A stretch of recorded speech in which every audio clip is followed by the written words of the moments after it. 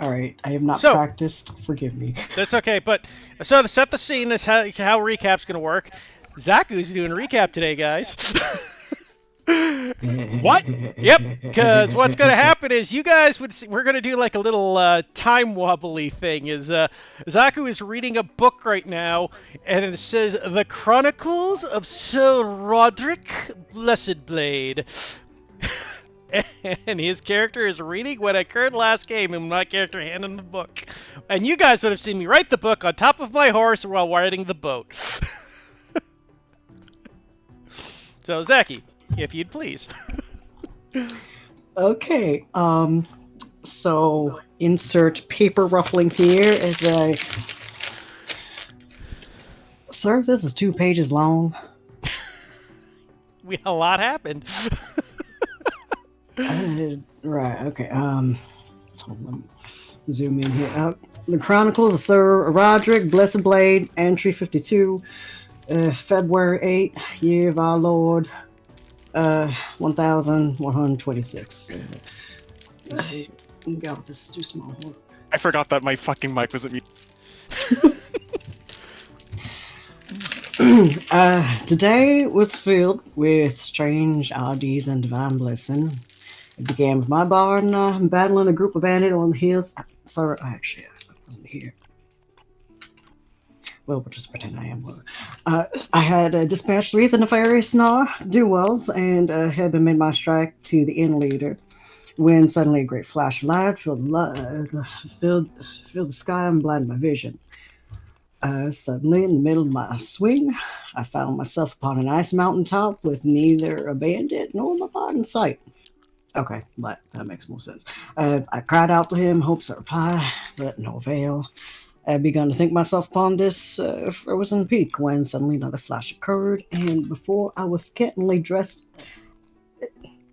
What? Okay, she seemed frozen half to death based on her blue skin, and by her deformed ears I figured she was from some sort of peasant stock. Alright, but apparently she claimed to be from a noble blood, so perhaps a courtesan would be a better word to describe her. In case I lended my cloak to help warm her. It was not long that when suddenly a second flash filled the sky and rather scruffy-looking warrior appeared. He seemed to be in a rather impatient mood, and he quickly began to scour the area where we were in for shelter. God, this is so long. But to no avail. Honestly, I don't know what his problem was, and I admit I was a little colder than I was used to in this time of year, but hardly seemed urgent enough to make matters. Finally, a third flashlight came and a poorly dressed peasant appeared. At first, I thought he might have been one of the bandits. I was battling, but for a few moments, conversing.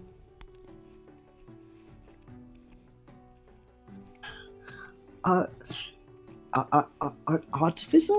I had something creating shite. I don't know. Soon after our introductions, we began in search for shelter, but to no avail again. It seemed we were upon a mountaintop with no visible way down. I did come up with... Wait, so... Y'all just poured it in randomly through lightning, and then you end up naked on a mountain?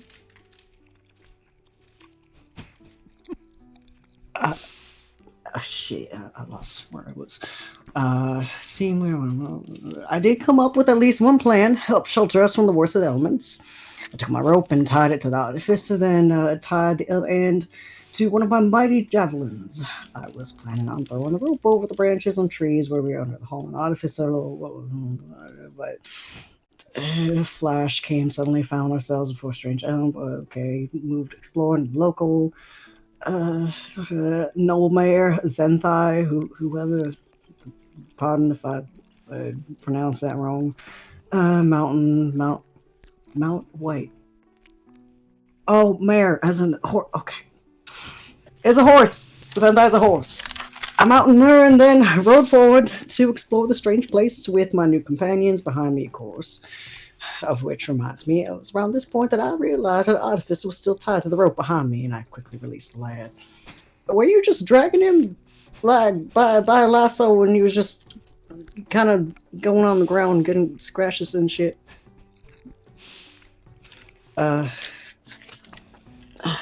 You know what, I never I'll test later. When exploring the temple, we found several different chambers. First, there was a room filled with tables and chairs, but no one to speak of. Next day, we altered the quest as food as a. Sorry, 1 second. Another page. Offering. I digitally did my part for a god made for me. Offering the altar, piety, followed suit, whatever. Last chamber came upon the throne. Sir, this was one day, wasn't it?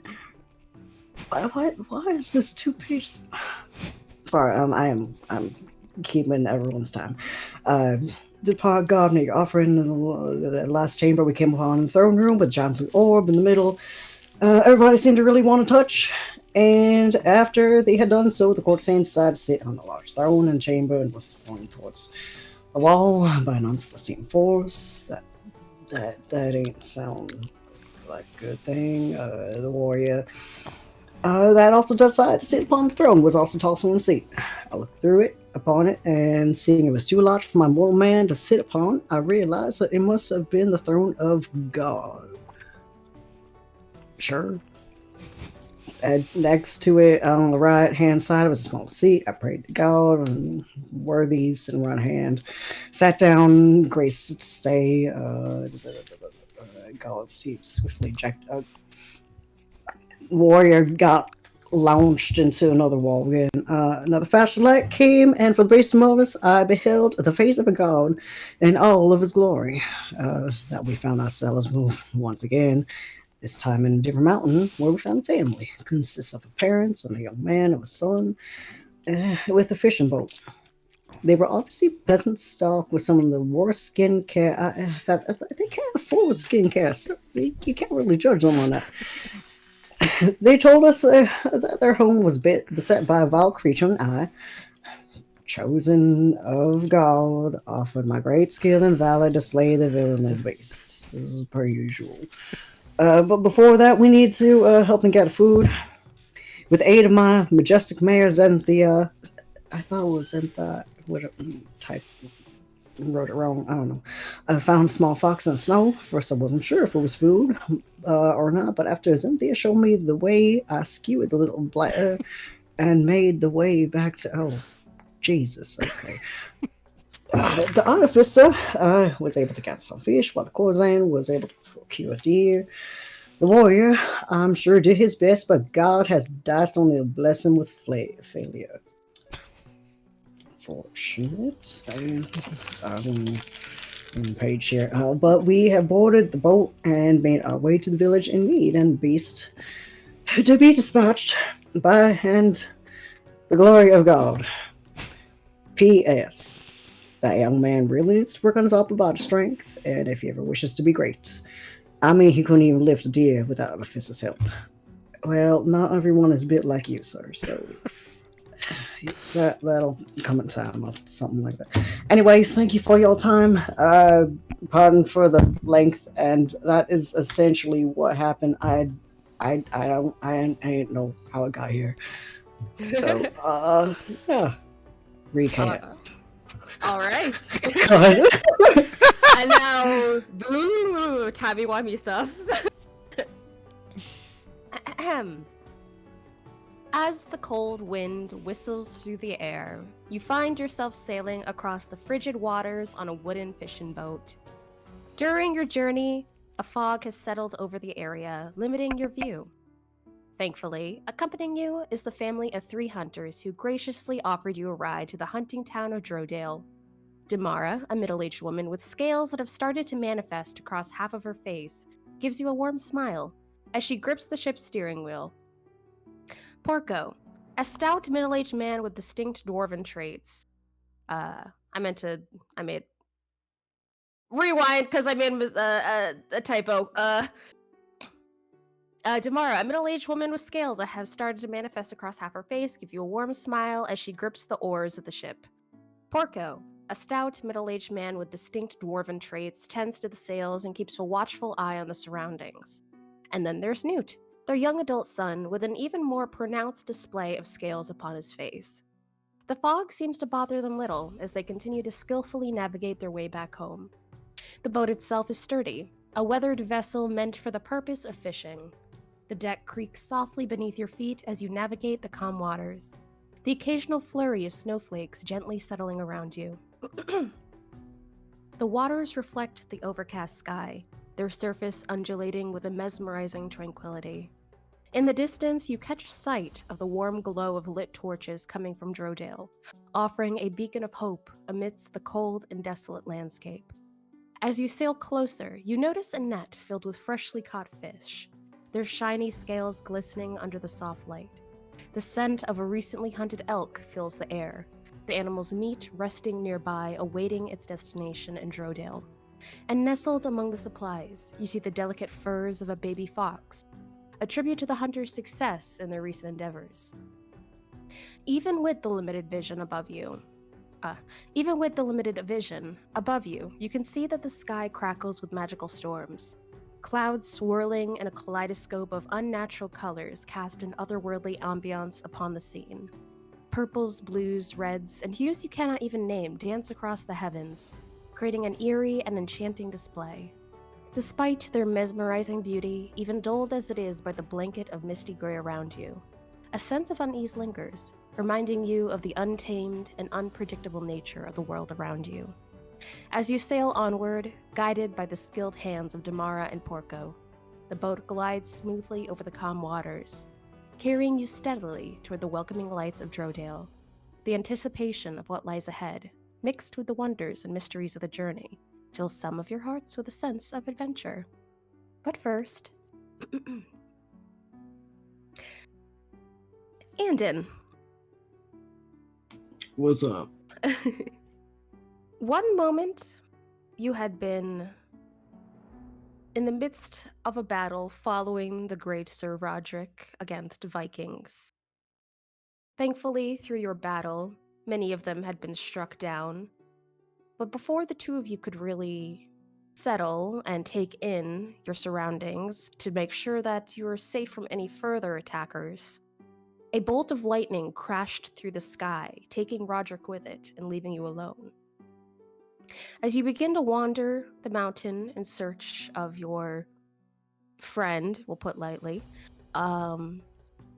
it's about another number of minutes later that you find yourself also suddenly struck by a massive bolt of lightning.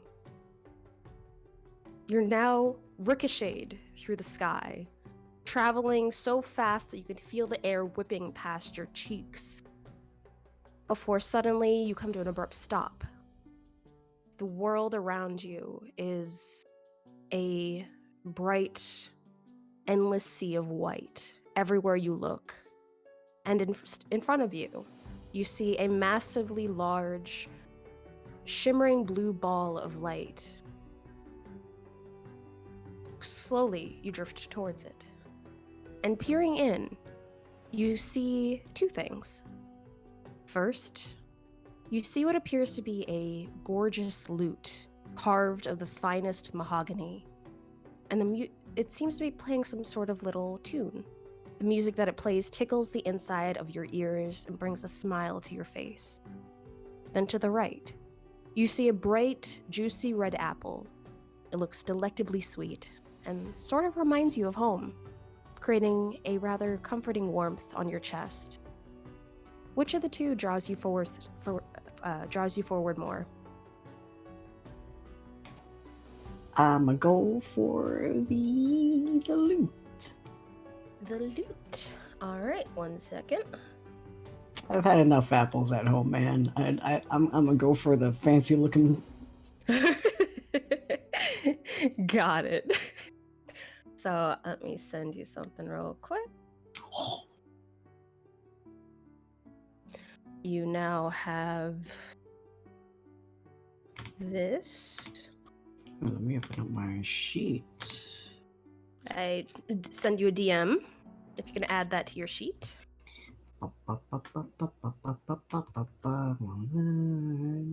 Sweet. I just received the blessing of immortality. I am your god now. Why And is everyone it needs to bow at my immortality? feet. Put that in my infant. Zaki, with your stats, you probably need the blessing of immortality. I have the brain, but at what cost? And so, you reach for the loot. You see its image suddenly scatter like 1,000 bursting stars, the essence of it, of which drifts towards your outreached hand and up through your arm, covering you in a rather comforting warmth.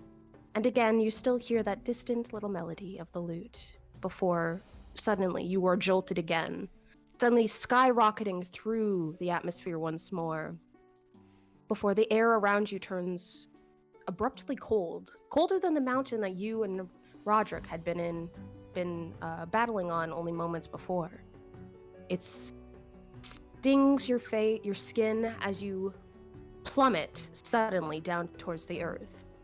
And I need you to roll me a dex save if you can. Oh, okay. Dex. Hold on. No, Juju!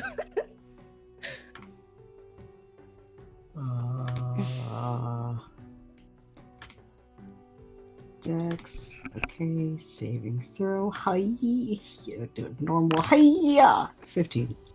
Okay, nice. Quickly, the image of a boat, 2 boats actually, as well as a few passengers that seem to be seated on it, catch your attention, and you realize if you don't catch yourself, you're going to go plummeting into rather chilly waters. So quickly, you angle your body in the direction of one of the boats before bracing yourself for impact. For the rest of you, as you guys are enjoying your rather calm journey, you hear shouting of Enjoying. terror above. Oh shit! Fuck! Crashes. I would just like to say, as that happens, though, Nikki, my character is totally talking to the peasant kid and telling about all the great adventures he's had as of late. Andrew had been covering his ears. Suddenly, the boat, the one that Gant, Amara, Newt, and Andrew are currently on, jolts abruptly, almost completely capsizing as a body falls abruptly onto the deck of your boat. As it happens, I will say I'm in the middle of my story, still sitting on top of my horse. They're going, and then there was the time I defeated the great beast of... Wait a minute. Ah! Insert the cartoon whistle of falling and then the fucking crash noises. Just a little And outline. actually, quick adjustment, you fall onto the boat with Porco, Newt, Roderick, and his horse. Did I crush them or? No. It You- didn't you occur to just- me that there were 2 boats. I don't know why I thought we just all fit on one. Nope, there's 2 boats. Okay. Who was I with again? Sorry. Roderick, a horse, and 2 individuals you don't recognize. Okay. So it's El Dorado. You got it. And then it's just 8 shit face down. One leg is like kind of in the water, but like what's holding on to dear life for one of the seats. And just grow and just. As you say that, my character just all of a sudden shouts out, "BOD!" and leaps off of his horse and then picks you up. Oh, there you are, my friend! Oh, it's been forever since you've seen you! Hello, sir. Please put me down. I already fell down. I thought I was dead. Oh, sorry, my friend. No, Auntie and I've been looking all over for you. I've seen that God, though, has given his sense to bring you to me in my time of need. You just got picked up by some lightning bolt. I thought you got, like, I don't know, blasted smithereens, and then suddenly weren't there. And then I think I did the same. I'll be dead. No. At least I don't think so. I mean, like, you can never really be certain about these things, I suppose, but as far as I'm aware, we're alive. Right. But don't worry, buddy. Here, to catch you up, here, and I will hand you the book at this point. Just gets a book shoved into chest. And Read you up guys and- see this 7-foot dude just kind of scrambling about trying to get his wits together. Kind of a little bit like a light purple in complexion, and ears just kind of starting to droop a little bit. Nope. Remember what hair color I gave him, but he has a hair color. It's dark. It's it's a dark hair color, really scraggly ponytail. Anyways. Me trying to remember how to show you guys. Hold on. Right click It's- the portrait in the character. Oh, there we go. sheet. It's a really rough drawing for now, but I'll make something better. Is he a furball? He Yep. is. Wait a damn minute. I'm waiting. Nothing. I think I'm connecting things, but I'm not sure if I'm connecting shit. So don't worry about me. Understood. Because doesn't Amara kind of have like kind of weird ears? Yeah. Twinsies. Oh my god. I Kinda. I'm probably wrong. I don't care. She doesn't have human looking ears. Noted. As you are kind of getting jostled about by Roderick with your sudden reappearance, Andon, you see a middle-aged man and woman, a man appearing to be dwarfish in stature, and the woman seems to have some sort of scales growing across the side of her face. Both of them are kind of frozen mid-row of their oar as they're staring at you. And you see the older gentleman look up towards the sky, again, still very fogged over, so it's kind of hard to see really what's going on up there before looking towards you, and just says, "Did you fall from the heavens?" Did I? Looks up as well. Is there anything strange about the sky? It's roll me perception check. Go into my attributes and perception. 7. You squint your eyes trying to get a clear look through the fog that surrounds the area, and it's hard to make up what's going on up there. Well, as far as I'm aware, I ain't dead, so either I fell from heaven and turns out I'm still living, or, I don't know, a lot of things been happening. Pardon, where am I?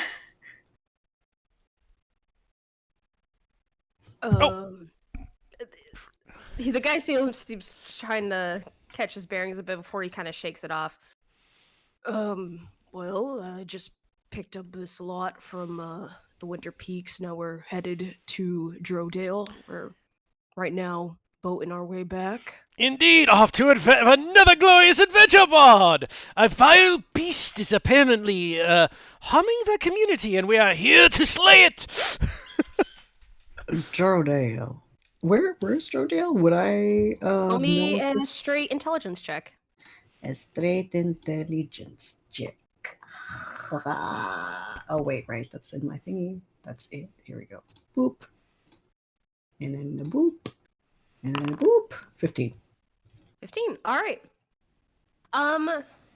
It takes you a minute to kind of realize what you're talking about, because as you sort of think around the area that you and Roderick had been in, you kind of realize like there's no area called Drodale or Winter Peaks around there, unless they're talking about the one way up north.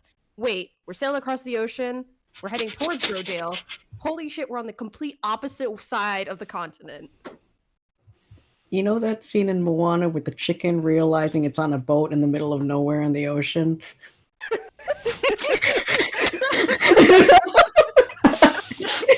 Anyways, yeah, so that's his face currently.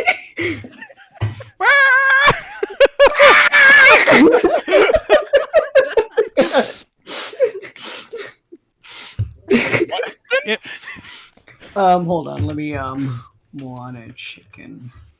Let me just. No, what? Where is the Moana chicken coming from? I'm so sorry. That's his expression right now. There's a scene in I- Moana okay. where the chicken realizes, like, wait, I am not on ground. I am in the middle of the ocean. I'm going to freak out now and start screaming. Got it, Except being on the end other up not side of the screaming. continent. Got it. Okay. Yeah. I thought a chicken came out of nowhere. I got so confused. I mean, at this point, I wouldn't blame you. This is Just true. lays an egg. That's part of the magic system that has arrived. Anyways. Seeing the look of shock on your face, the woman speaks up and gives you a sort of a sympathetic smile as she just kind of nods to the boat behind your back. If you and just says, "Well, seems you're not the only who have been fallen out of the sky lately. Your friend here," and she gestures to Roderick, and then again gestures to the group behind your shoulder. Seems all of them somehow found themselves up on the mountains. It's then when Andon blinks a couple times and finally realizes, right, there are other people on this boat, and apparently there's a boat behind them too. And just kind of stammers and straightens himself up a bit. Right. Pardon. Hi. Name's Andon. Bod and Sir Roderick's squad. I suppose. Well, I'm here now, so mind if I join? Of course you are joining us, Bard. I would never hear the end of it otherwise. Well, not that I really have a choice, but you know. Of course not. God has foreseen to bring you here, and thus you must obey. It is his law. Great. Yeah. Yep. We're God's word of law. Yeah. So just for your sake, Zaki, Mhm. looking back at the boat, the other boat behind yours, you see these individuals. You. So first, then Oh, mommy, sorry. Real. Sorry, I mean, mommy, sorry. him Daddy, sorry. Daddy, sorry. Daddy, sorry. and him. Baby girl, sorry. Baby girl, I'm sorry. Real. No, baby that's so girl. real. That's so real. Oh, and then the young boy, Newt. Newt. There. This is a boy? Young man. Young adult. He's like a 19. young man, yeah. Okay, I was about to say, like, hold on. What have you been eating? Souls of That's the his damned. Two bagel. Right. Cool. You see okay. that the man, the boy by the name of Newt, seems to be the one rowing the other boat alone. Gant, Amara, and Andrew, if you guys want to describe what you guys are currently doing on your boat. Amara is currently painting idly on the boat. Right. Gant is pretending to sleep or trying to sleep, but realizing nothing's actually working. But he's just like been laying there for like hours. And, Real. Yeah, getting Mood. seasick. The paint is coming out of her fingertips, by the way. Ooh. She's finger painting. Oh my god. Oh my gosh, she's finger painting. Andrew had been pointedly staring off somewhere, but not like the wistful or like the losing focus thing. It looks like he's glaring at something else. He's just mad. And at you saying hello, his eyesight bores through you for a solid second as his eyes flick towards you, not turning his head away from the side, mind you, before they go right back over to the side. And it just jumps at the glare. And the one by the name of Newt, while he is rowing, is very blatantly just staring at the lady who's painting the boat. She is not giving him any attention whatsoever. I know his ass. I wonder if she's drawing me. Oh my god. Oh my god, can you draw my dog? I'm starting a new business. Could you, No, you know, not make my that. logo?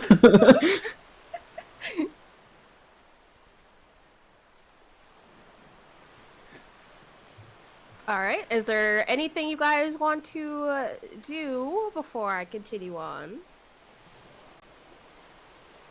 I will actually shout across to the other boat. You there, fellows! I found my boat! Very meekly waves. Mara looks up. Fucking congratulations. I lift my head up from laying down, tilt my head up. Let's see. Where is the wound? Did Gaunt just say hi back? I thought. Also, wait, is it Gaunt or Gant? Sorry, my brain is gonna keep messing that up. Gant, but It's you Gant. know, Gant Durant. Gant Durant. I didn't Damn. realize that the name is fucking. Oh my god. It's fine. I got a 6. All right. I clapped for a moment and then I throw up.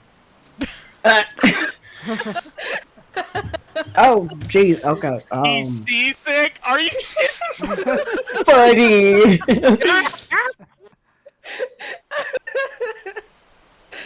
Ooh. Andrew immediately scuttles away from him to be, even though I imagine they're not sitting close to one another because Andrew simply would not. He's gonna move even further. He's like nearly out of the fucking boat. Did you throw up in the boat or off the side? Off the side. Okay. Gotta That keep does the n- manners. That does not affect Andrew's action. Newt kind of looks back and winces as he's just like, I get it. I was the same on my first few sea travels. You get used to it. Get used to what? Yeah, hope so. Haven't really done much sailing in my time, you know. Just, a lot of small jobs here and there. Been all on the mainland. Don't see much water. Mainland? Where you from? Felway? River? Yeah. Let me roll something for Newt really quick. Also random. Would you happen to have the map of the world just to kind of like pin 4. to the... Newt just nods his head like he knows what you're talking about. And as for the map, to answer your question, I need to put together a. Well, I guess I don't need to, but because the current world map that I have set up is the finished one of like what's currently going on in the world. So it's kind of like a big Spoiler. spoiler. Yeah. It's a DM. Gotcha. Yeah, DM map. Yeah, Okay. I've just been looking at shit in the world tab. I just added Yuzaku so you can Yeah, at look some up point I'll these. try to put together like a raw version of the map before everything happened. Okay. Also, I need to be real quick. I need to grab my laundry upstairs. So, but I'll be on my phone listening. So yeah, Newt nods his head as if he knows where Felway is. With his 4.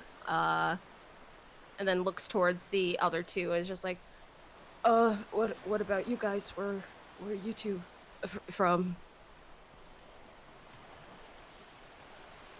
Me needing to remember.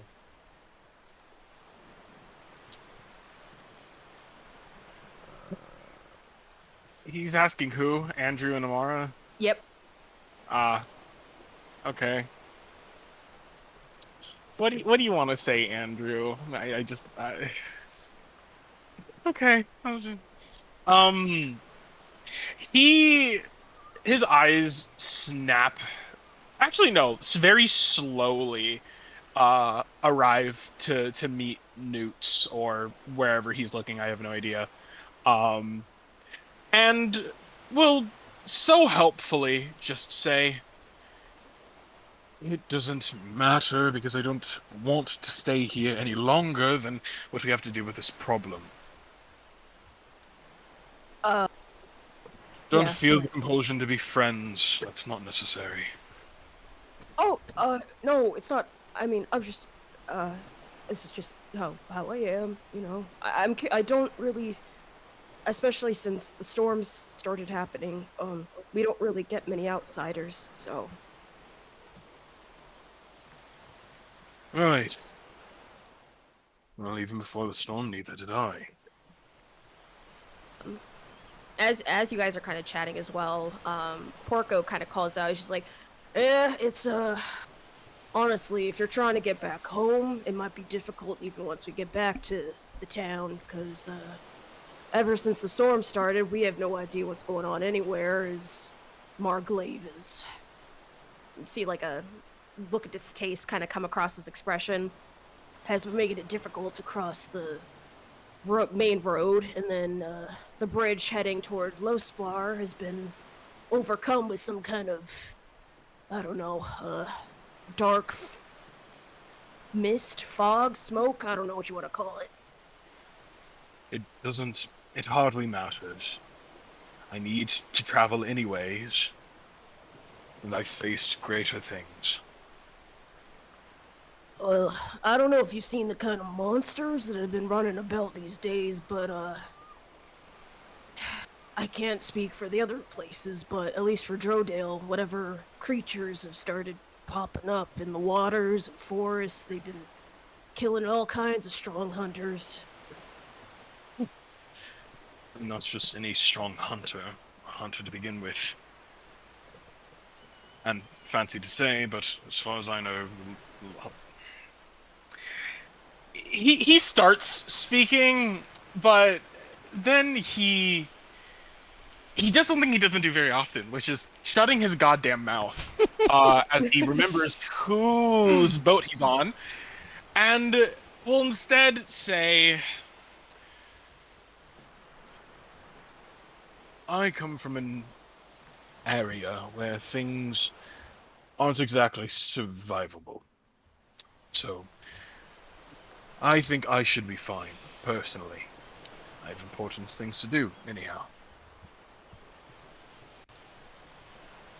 He gives kind of a understanding nod. Like, he's not gonna pry too much. While Newt behind you kind of nods his head as well and then glances towards Amara as he's just like, what about you? Where are you from? Oh. I was wondering, also. Does he- Oh, continue.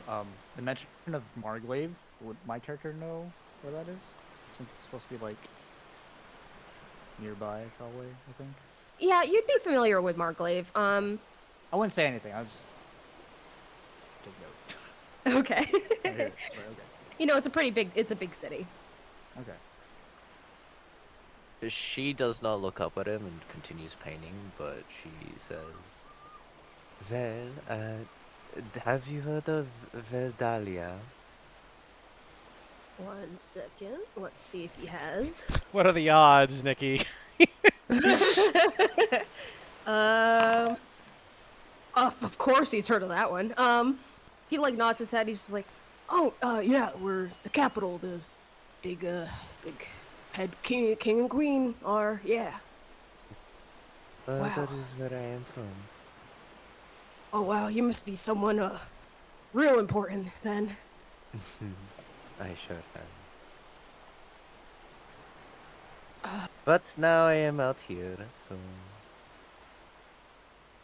But...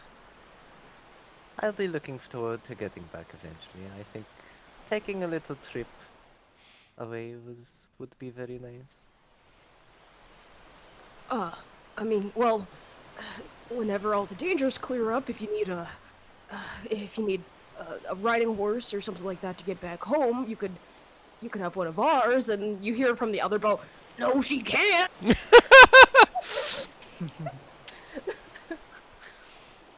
Oh, Dad.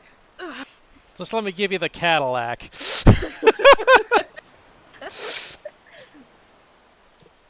Someone's thinking too much with this second head.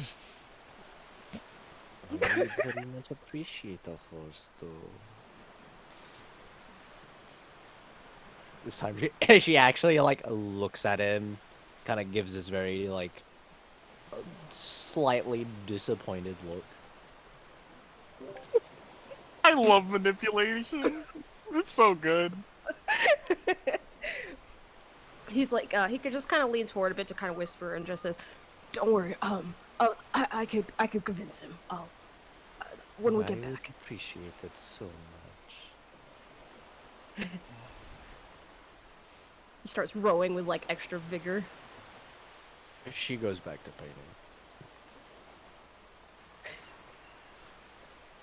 painting. Exactly, Gigi. All right. Anything else before I continue? All I have are just more unhelpful comments to say, so yeah, I'm good. All that happens is during the entire trip, Roderick is still discussing all of his great deeds and foretelling, speaking of how much he's looking forward to slaying the mighty beast upon the land. Porco seems to kind of drown you out. Damara is kind of politely listening. So, I'm sure like the other boat can probably hear all of this. Oh yeah, Roderick doesn't do anything half-toned. At some point, Amara takes the furthest point away on the other boat to be. It doesn't help that much, but in her head it does, to just get away from the sound that Roderick is making. Understood. That I hate to say it, but that's actually also Andrew's line of thought. All right. As Andrew starts also moving, Newt kind of like tries leaning his weight forward a bit. He's just like, guys, we gotta balance the weight on here. Can you move up, please? Andrew will go ahead and he gives him just a scowl before raising his voice, and it's just, Sir Roderick, Yes! in more polite company, I'd perhaps use politer words. Would you please shut the fuck up? Oh, what, you don't appreciate maybe the regaling of the great adventures? I don't appreciate the great adventures being told twice in a row. Oh, Sir Bard, if you would! If that blue sickle opens his mouth, I'm closing it for him.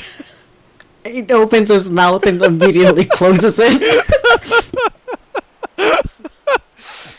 Please, just peace and quiet before we go off fighting this beast that you're so... He takes a deep breath. Nodding fervently and looking off to the side. Excited about. Ah, very well, I suppose we could get some rest in before we do our great deed for God. Very well, let us have a bit of music then. Bard, if you would.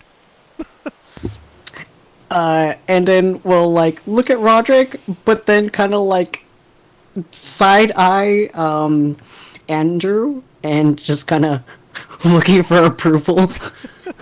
Andrew is... The side I was warranted, he was staring. But he kind of gives off, like, that dismissive wave and kind of groan, just...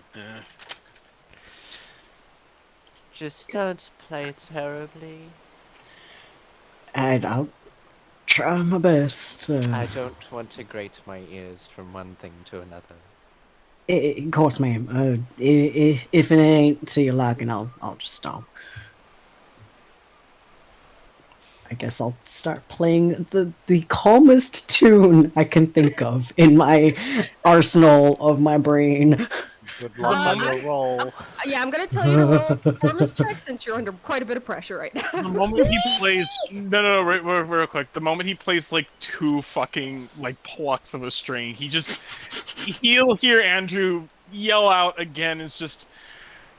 And for the love of God, don't sing. Just shuts his mouth further and nods. Performance, here we go. Normal roll, hiya, 12.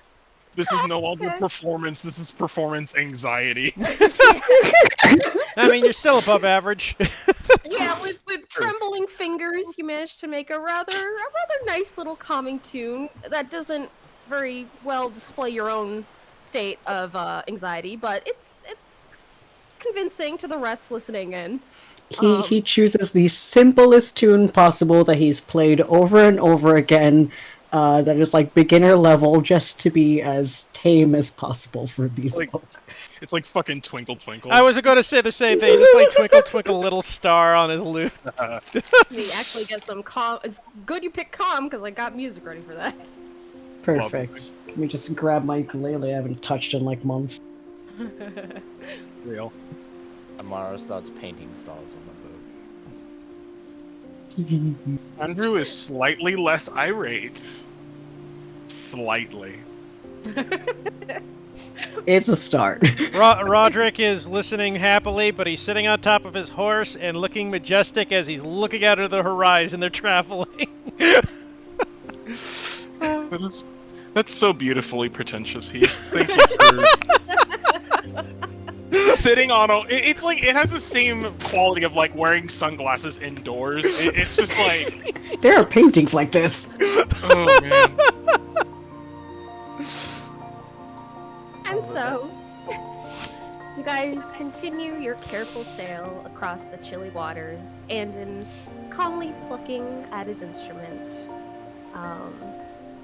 At one point, the waters turn just slightly a little more turbulent as you come across a number of large blocks of ice and land sort of scattered about. That Newt, Porco, and Demaro are rather.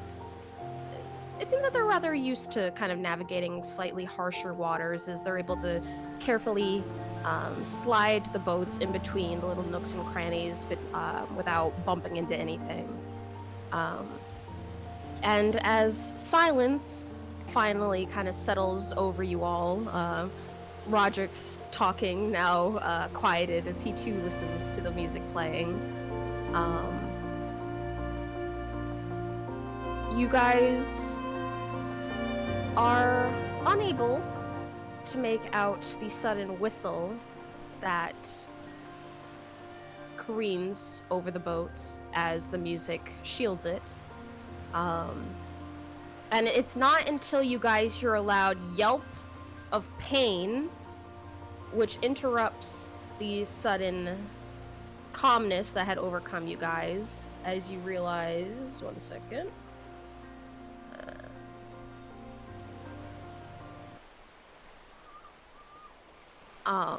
As those on the boat with Newt, you guys turn and see it as the boat kind of comes to a shooken stop, as he is now clutching in pain at his shoulder.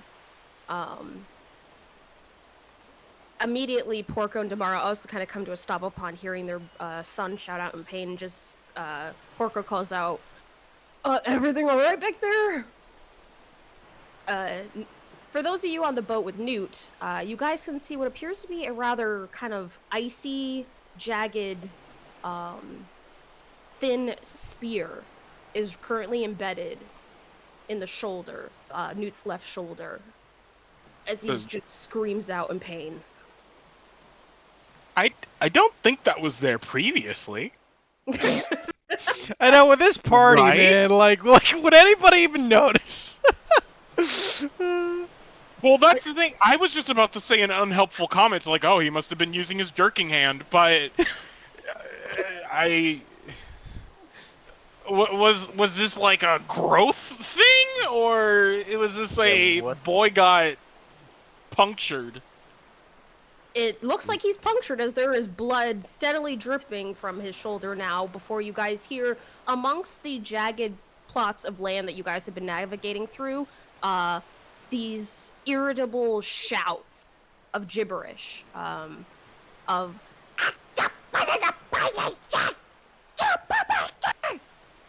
a voice, a language none of you, I don't believe, know.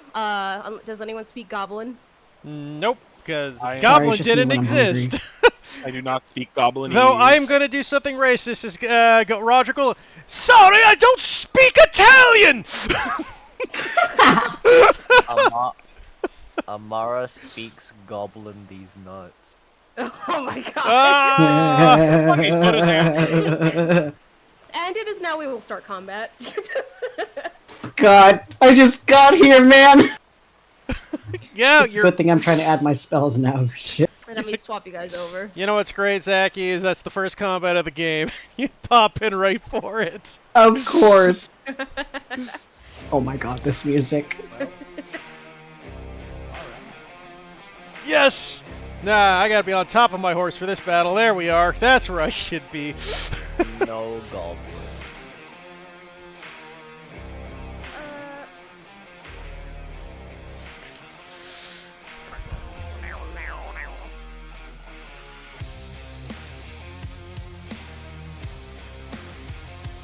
Okay.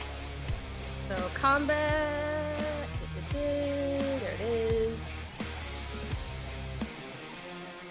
Alright, click.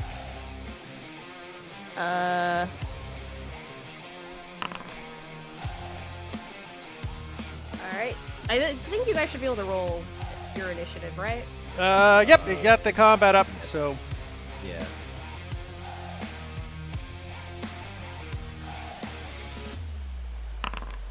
Oh, there we are. Roderick's ready for fight. We just roll our decks, right? Okay, so to roll initiative in this system, click on your token, and you should see a sword and shield. Right? Oh, right click. Okay. Yeah. Fastest way to do it is to go on your sheet next to your armor class. There's any. Just hit that. Yeah, you can hit that as well. Make sure I think you still have to have your token selected for that, right? No. I got 8. No, will it automatically do it? I have no idea. My armor class. Zachy! The duo team at the top!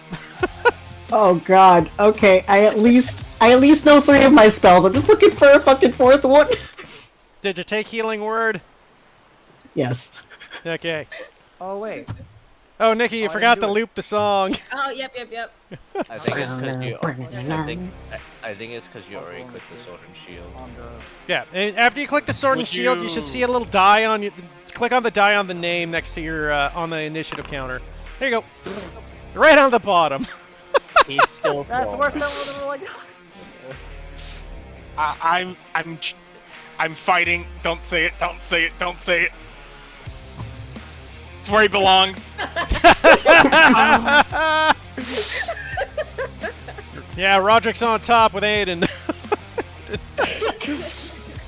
Baby girls These magic on the bushes. bottom, let's fucking go. Alright, top of the round, Anton, as Fuck! your music is interrupted by these garbled shouts of some language you don't understand and Newt's cries of pain. Oh, I was about to say I don't think the map's accurate for distance, or is it?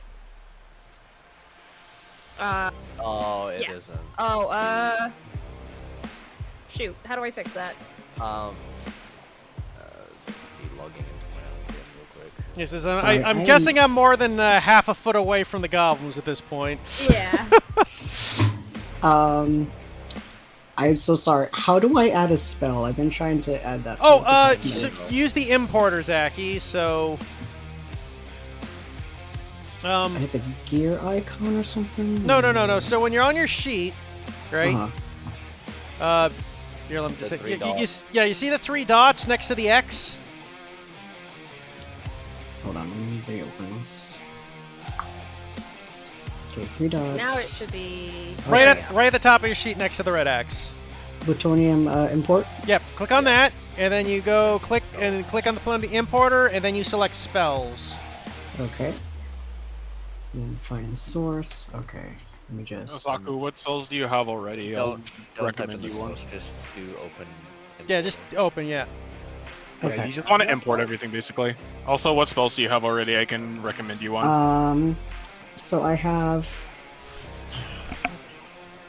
So I have Detect Magic, Disguise Self, and then 2 cantrip, Prestidigitation, and Vicious Mockery. Oh yeah, because wait, Because I have 3 spells I'd like to add, which are Healing Word, Animal Bards Friendship, and start- Bless. yeah, bards start with 4 known spells. So Healing Word, Speak with Animals, and Bless. You said is what you had. Bless isn't Yeah, a you bard just need spell, is 4. it? Is I it don't- not? I believe so. No, it it's is not. Oh, why is that listed on the thingy here? Unless it's a thing that you talked with Nikki about, which I mean, Nope. I'm just I'm looking through 5e tools, but I guess I didn't. Oh, did you make Put sure in- you hit the bard token? I thought I did. I'll take a look at that later. For Yeah. now, Dissonant Whispers is a good one, Zachy. Dissonant Whispers. it's also one I'm not sure Andon would have, just off of what I know of him. I have no idea. No, that's fair. Mind you, what he has would be kind of the fact that he didn't learn any of these. These are all innate since we don't have any magic, right? So it's debatable what you could have it or not. That's fair. See, this is on me though. I should have chosen these a long time ago. I would probably recommend either Tasha's Hideous Laughter or Thunderwave. Okay. Or, you know, now that I think about it, Heroism for the optimal dick riding of Roderick. I don't mean that literally. Understood. Well, Maybe. yeah, I don't mean Well- that literally. Was Heroes of the? Oh wait. So Heroism. far, Zach was the only character that's seen me without my helmet on. Oh, I had to click the thingy. Okay, I'm sorry. I'll just do a cantrip for now, and then I'll add my stuff in a bit. Alright. So yeah. Hold on, let me see. So this thingy is the one that's attacking us. Right here. There's 4 of them. Yeah, don't forget Well, you there's also have 4 your of them. bonus action Bardic Inspirations too, Zachy. Okay. So Endon will see these slimy motherfuckers and yelp from the sudden scare of them, and will just kind of like scramble his way towards Roderick, just like right, okay, this is your field, so just kind of smacks his shoulder. Yeah, good luck, and we'll give him a Bardic Inspiration. You moved your token. Okay. Roderick seems to be under his horse right now. I'm on top of my horse, or at least on the. Oh, I God. I will just kind of like How do I scoot. swap where you guys are? You just move the horse off and Move off. And there. Nope. No, you right click and you should have like a little token that move forward and backwards, as I recall. You know what, Nikki? Just delete Roderick and add him again. That'll That put me will on top. move your initiative. Oh, there you go. I can just add it Delete him again. from It's existence. 17.5. I can add it again. All They got right, it. so Andon, you move over to Bardic Inspiration him. Yep, Bardic Inspiration him, and on the way, we'll use this cantrip while kind of scuttling away from the closest goblin here, and just like, oh, creepy shit. Okay, and calling them creepy will be motherfucking. Where's my sheet again? Vicious Mockery. Vicious Mockery. So let me just roll that. We've never seen goblins before, right? We have Nope, no we idea what have these not. things are, no. That damage. It's Wisdom save. Okay. 2. 14. Uh, Takes 1 point. Huh? No, Takes it nothing. no point. Oh, nothing. Got it. Spell was not effective because he was scrambling in a panic. As you And yeah, look that'll, at this creature, it just cackles. he just grimaces and just stays over here on this side, and I'm gonna end my turn there. All right. First one. the creature will 5, 10,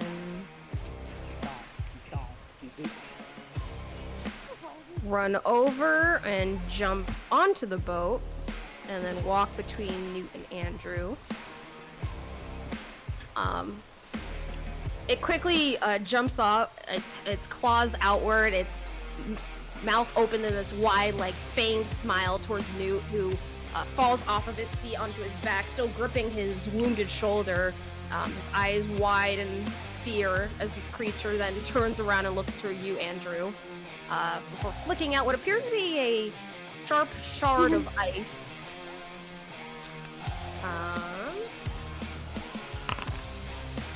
I'll assume a 22 hits. 22 hits. Me? Yes. Make it advantage because Andrew is still sitting. Advantage? All Yeah. right. Prone, I imagine. It's Yeah. kind of it. 22 is still the highest. Okay. Yeah, that hits.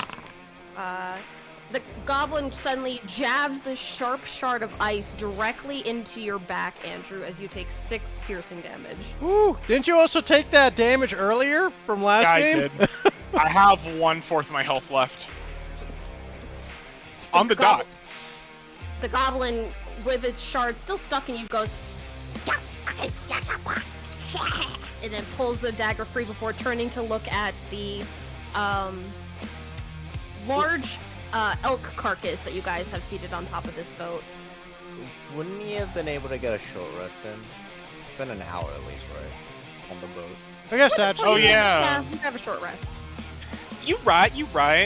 Then I would add 3 because I'd just be at 6. There. Yeah, however much you Sorry. lost. I can't count. Let's see. There we go. Okay, I am at half instead. Yay! Oh, All right, Roderick, your turn. Roderick, seeing the battle ahead, I'm assuming my mare is unresponsive, as always during combat. She's just lounging on the boat. I go, Chilling. don't As soon as the goblins appeared, she just kind of moved to rest on her side.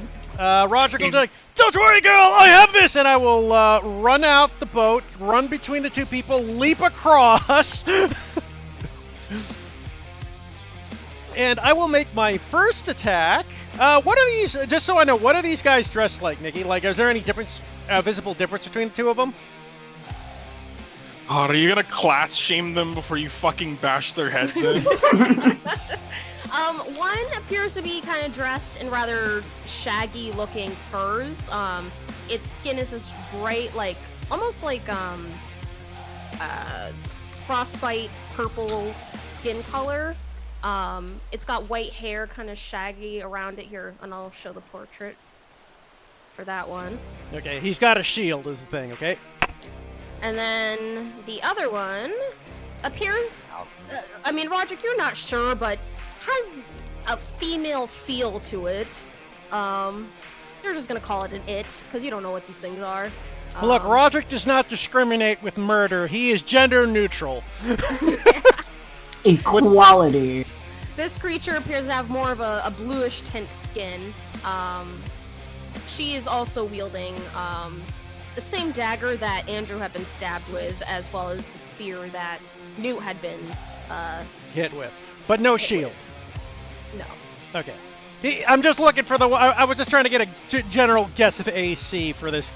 Roderick is a warrior. He knows what to do. Okay. I will make my first. I will make my swing on the shieldless one first. Okay. And fuck it, I will Great Weapon Master this bitch. So -5 plus 10 damage.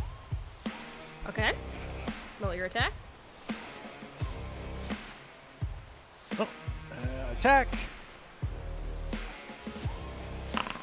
Battle miss. Oof. Rolled poor that time. Quick, swinging your great sword over across where this creature stands, she jumps up with a nimbleness you weren't expecting. Oh, wait a second. Don't you have inspiration? Yeah, that's only a That'd be a D6, 4. dude. I'm not rolling a 4. There. And she points at you and cackles. Little blighter. Anything else? literally that's all I can do at the moment. Alright. Amara. She will Oh. stand up. Actually, you know what I will do, Nikki? I will use my free action and I will hold out my shield. Okay. Mara is going to hop over onto the other side, if that's possible. So, kind of squeezing your way past Gant, you leap over onto the large block of ice. She will then turn around. I don't know what she's thinking. And she will cast Hex Okay. on that one. This one. Let's use... I'll use this. Oops, no, not that. Well, whatever. I'll use that. It's a mark. Yeah. You have made a mistake of bothering my paint. Oh, can you speak up a bit, please? You have made a mistake bothering up my painting time. And she is going to paint a star in the air and Eldritch Blast it. As once it forms, it just hurls itself at the goblin. Okay. Oh, that'll hit. Oh. Of course. I love. Don't forget your d6. Yeah. 4 points. Alright. That is so real. Rolls a 22, rolls a 1 for damage. Raising your hand in the direction of this creature that had just attacked both Newt and Andrew, a large bolt of magical energy shears through its side, spattering a little pool of blue blood onto the wooden floor that you had just painted to. The creature yelps out in pain That is okay. before turning to look at you and growling. Anything else? But she just says what as it looks over and growls. You, skin blue. I blue. How dare. Only I can I wear this see. color. Yes, that is clearly the meaning behind that. Alright, Andrew. All right. So Andrew was just sitting, chilling out as much as he could, frankly. And then this attack happened, and that's like super fucking rude or whatever. But more than that, he fucking attacked Newt. And at first, he was just like, okay, this thing's appearing and it's gonna fucking attack Newt. But no, it turns over to him and fucking stabs him.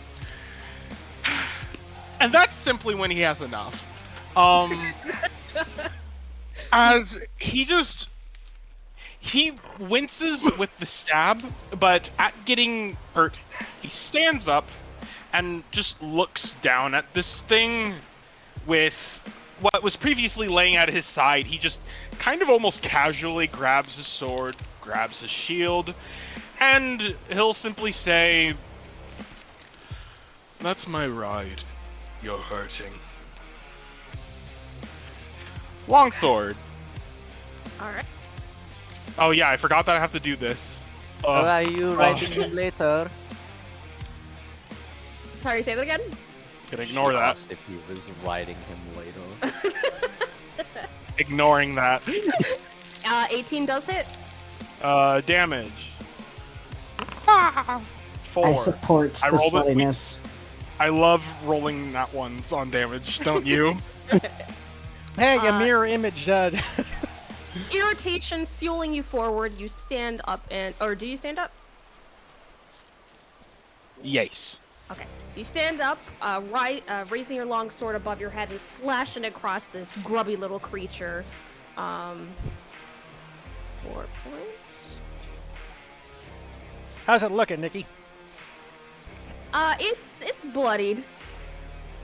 The creature quickly grabs its bleeding chest now. More of its blood now splattered onto the floor and coating your sword in its color. It turns its tension right back to you, Andrew, and goes. You can't understand what it's saying, but you get the sense it's not very nice words. Me too, man. Andrew doesn't seem to care. He just raises his shield arm and wipes his face as if it spat at him while saying those words. He probably did. He doesn't care. Alright, next one. This one is going to... Seeing as how you're more focused on the other one, it is going to run past you and jump onto this boat. You can have your attack of opportunity, Roderick. Okay, I won't Great Weapon Master this one. Because he has a shield.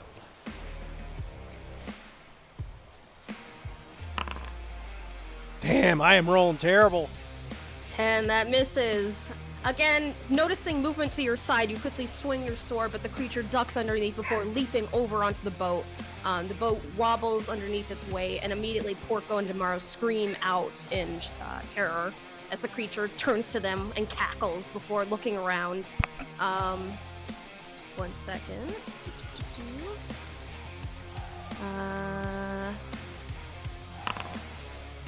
Okay. It hops over to here, finding the net of fish that you guys had caught before picking it up and tossing it over its shoulder. So let's see, that's 5, 10, 15, 20, 25. Does not have enough to jump again, so it looks like holding the bag of the net of fish over its shoulder. It looks like it's ready to jump again later. That's its turn. This one. The creature turns to you, Roger, cackling after you had missed her with your swing. She grabs her spear and jabs it towards you. I just realized I couldn't have taken attack of opportunity anyways, Diggy. Oh, okay. I have my shield out, so I can't hold the sword proper. Got it. Does 14 hit? No! Alright.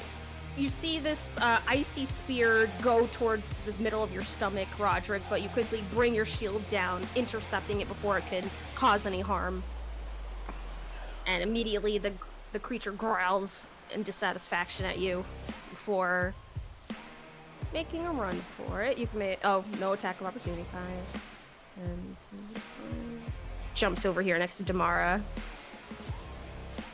Oh, if I get even a remote chance of killing these things, they're in for a world of hurt. Newt, in a panic, is gonna back up towards Gant, giving this creature an attack of opportunity. I'm gonna disengage. What's that? He's not disengaging. Scared move. He's... You can make him roll a wisdom check if you want to see if he panics or not, Nikki, if you're thinking that's a problem. Yeah, that's what I'm gonna think. Wisdom check. Okay, 15. Yeah, he disengages, quickly backing up, pushing his way past you, Gant.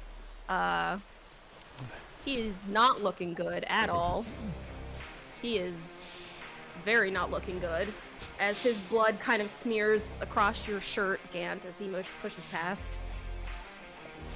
What is that thing? Wait, whose blood is on me? Newt. Oh shit. Okay, I'm mistaken for the goblin. Okay. I have no idea. Just get behind me. You know, I just did. I'm not gonna lie. I was half expecting you, Jasper, for Gant to get behind him the next turn. Alright, next one. Over here. It's gonna leap onto the boat. Seeing that Andrew's occupied, it's gonna look towards you, Gant, and grin. Its teeth are very jagged, and obviously it does not brush as this gross, fishy smell hits your nostrils as it breathes in your direction. And it's going to take out its spear. Alright. And miss. 6 does not hit. Ooh. As it quickly goes to jab at you, Gant, you shuffle. Oh wait, you are seated, so it does get Advantage. advantage. 10. Just misses his. Oh, Alright, it goes to jab at you with its spear, and you slip off of the kind of bench you were seated on, Gant, making it completely miss you. You hear the goblin go underneath its breath. Hey, yeah, you know, if you can't hit someone like sitting down, I think you should just give up. It's pretty much just a losing battle, so yeah. Gant, it's your turn. All right. That was my turn. As he's like reaching through his pouch, he's just like, all right, well, for that I have, and he's like, realize, oh shit, I don't have my tools. Well, all right, well, maybe some pepper spray for, some nice perfume to get rid of that stench from your breath. And he's just scrounging around his pouches, and then he finds, does he find an amulet in his pouch, tucked beneath his vest still? Yes. Okay. He's like, wait, I still have this shit? It's like, do something to help me, please? And he points puts on the amulet around his neck and tries to, like, tell the amulet to do something. Okay. It's your turn. Okay, I can just illustrate, I guess, that... Because, like, I don't know if I want something to happen. That's completely viable too. Do what's natural for the character. does he accidentally cast Eldritch Blast or something? Because, like, yeah. Like, that was an idea, but I was like, well, should it happen? I don't know. That That's is. up to you. Alright. You can also roll for it, or have Nikki roll for it, and things like that. Do a coin Roll flip. for it, Nikki? You want me to roll? Yeah. All right. 1, you cast something. 2, you don't. Cool. You cast something. Alright. He's like, well, shit, do something, please! And, you see emanating from the amulet, blue fire starts emanating, but in a spiritual like kind of way. And see a big flaming beam. And yeah, so with that, I cast. Fuck. Wait, do I just roll first on like Charisma and then? No, so you're casting Eldritch Blast? Yeah. So you click on your Eldritch Blast hit. Yeah, and then it shows like And then you Oh. Okay, in your it's not spellbook- showing the the roll It to should- hit. It's Oh. just doing. It should if you imported it from. Yeah, did you import the spell? I had Vicky do it for me. So let's see. Action? You hit the roll thing. Yeah. So if you go on your cantrip, to the left of Eldritch Blast, there's like a little dice image. Oh, gotcha. Yeah. Yeah. Okay. They do it with symbols. Okay. And then you click attack. And you're at disadvantage, just so you know, because you're within 5 feet of Yeah. an enemy. So roll another attack.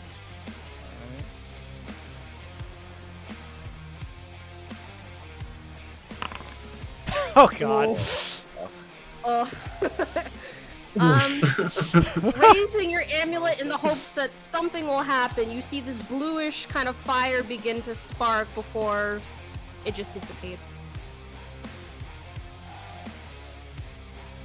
The goblin kind of tilts its head in question at you. Okay. Well, shit. I got nothing. Uh, That's it. Zachy, The so goblin- Sorry. The goblin just tells you, necklace shiny. So, Zaki, on your turn, though, Roderick's going to shout at you, Board! Flanking position! Right, flank position. He's gonna literally shuffle like one foot's worth of shuffling. That's as far as he can get as flanking goes. He's like, he doesn't move in. I love it. Like he's already like in flagging position, but he just like does a little shuffle just to make it seem like he's doing something. All right, anything on your turn, Andon? Yeah. So while shuffling, he's gonna voice cracking yell at these two little goblin thingies, while further hiding behind like the horse. Just y'all better watch it. This guy he don't play around. He might actually try to kill you. Like maybe he should, but he don't. Oh god. Please don't hurt us. And I'm gonna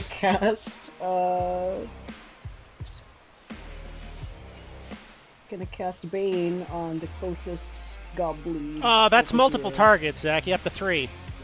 Yeah, I can't reach the last one though. Oh, yeah, that's It's only true. 32. These two? Yes. Alright, so saving throw of 12. Charisma. This is a bit of a dumb question, but you 3. can't. Oh, never mind. This one is Bane. How do I mark Bane? Let's say... Wait. There's say some. I'll have to give you some extra icon mods things. Oh, yes. That'll be good for next game. 16 for the other one. Only one passed.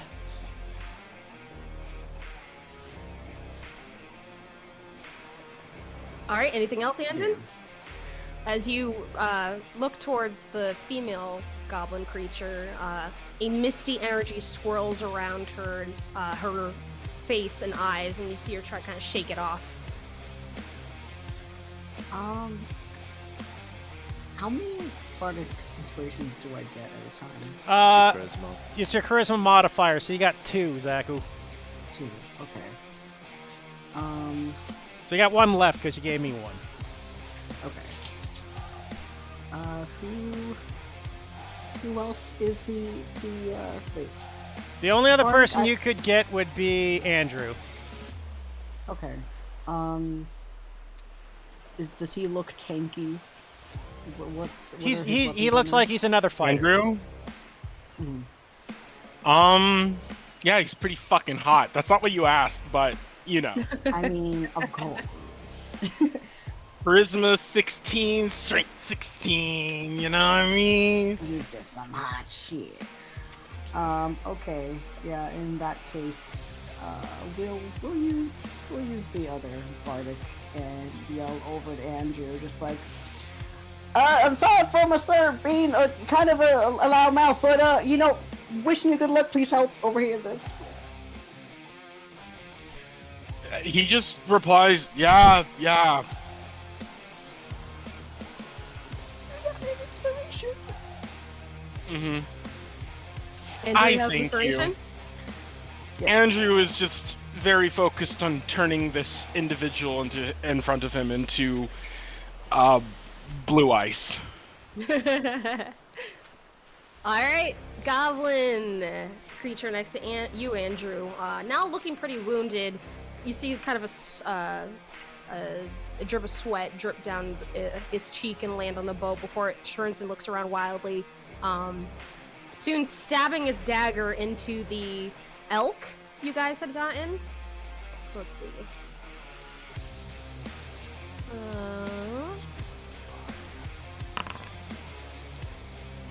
Okay. It carves off one of its legs before grabbing it and making a run for it. You can make an attack of opportunity.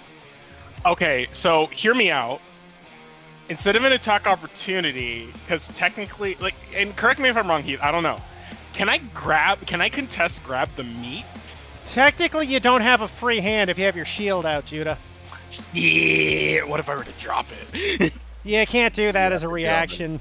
You'd have to do that I on your turn. guess. Fine, okay. Attacking it is. I guess I'll just stab it. I mean, if you kill Oh, it, it woe can't is get me. away. Yeah, but it would just be the matter of depriving it of something it wants, you That know? hits. You mean like it's life? That just hits. Ooh, Eight. he's got a good AC. How do you want to do this? Yeah, Oh, God, don't give me that much power. Okay. So, as he had mentioned, you know, this thing, assuming it could literally be any of them, but he's choosing to direct all of his hatred onto this singular one, and is like, "Hey, you hurt my fucking ride. Like, he's the one who's getting me out of here. Don't fucking do that."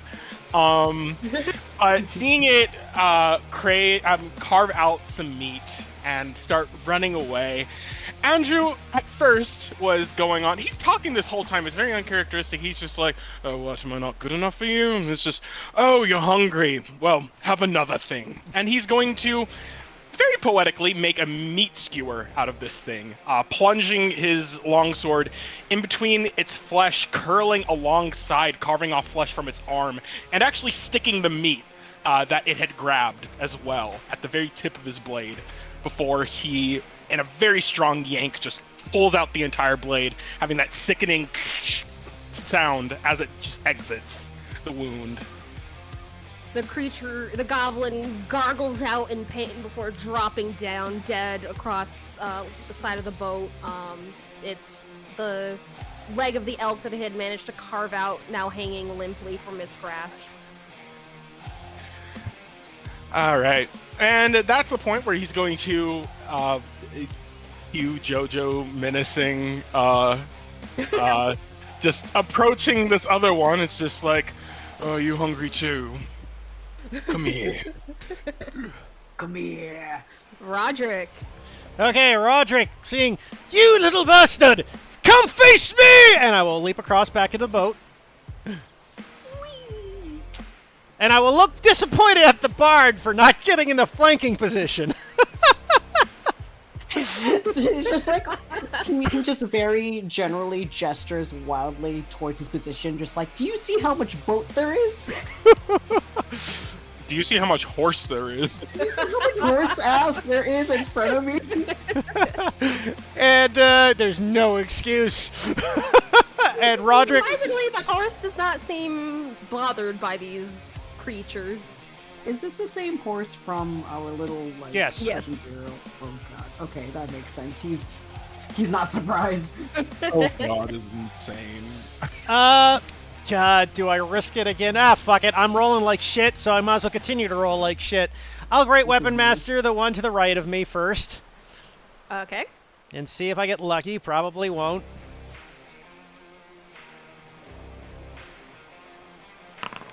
Or I will! No. The I mean, the yay. damage has a +10 to this, Nikki. Oh, +10? Yeah, Great Weapon Master's -5 to hit, +10 to damage. How do you want to do this? Oh, really? It doesn't even have 10 HP? That was unnecessary overkill. His character, you know. So Roger goes, "Ah!" and he will do an overhand swing and just bisect the fucker. Alright. Without any effort whatsoever, your sword cleaves through her body, separating her top half from her lower half. The top half falls into the water out of sight, while the bottom half stands for like a delayed second before dropping onto the boat. Okay, Damara screams.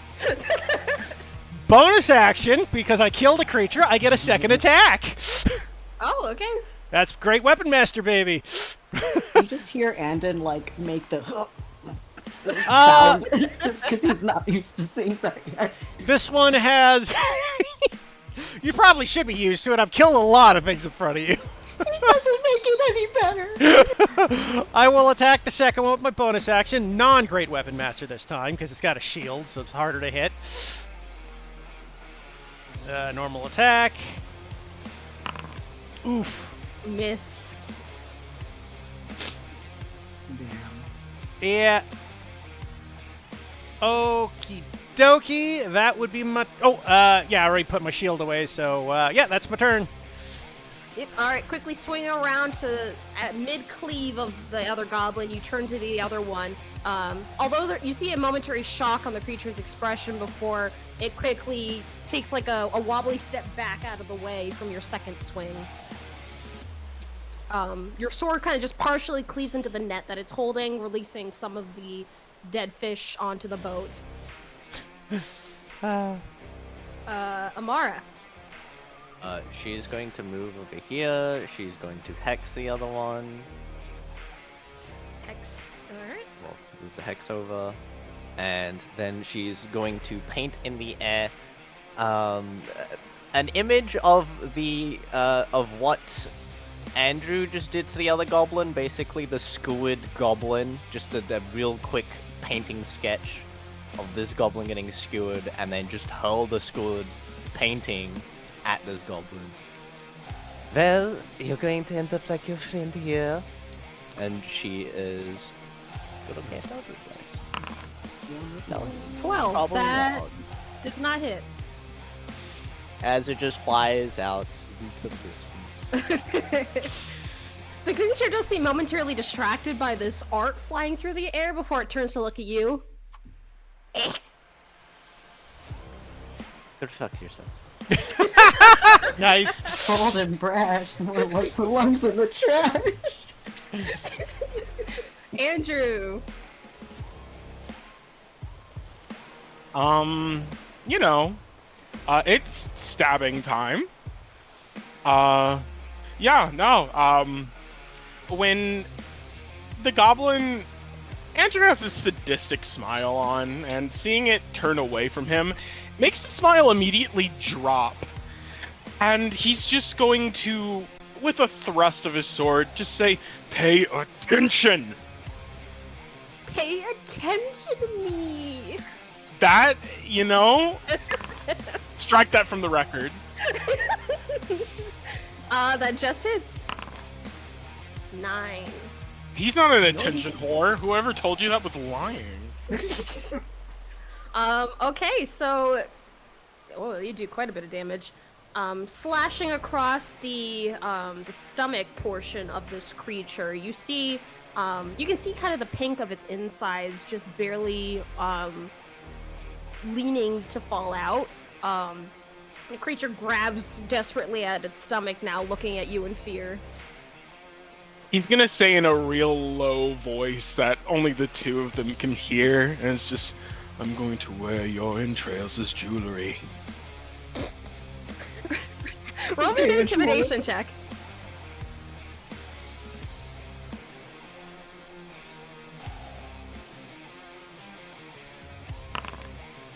Oh, Okay. The creature drops its spear that it's holding and cowers. and shits itself. Yes. Alright. His smile grows to almost Cheshire proportions.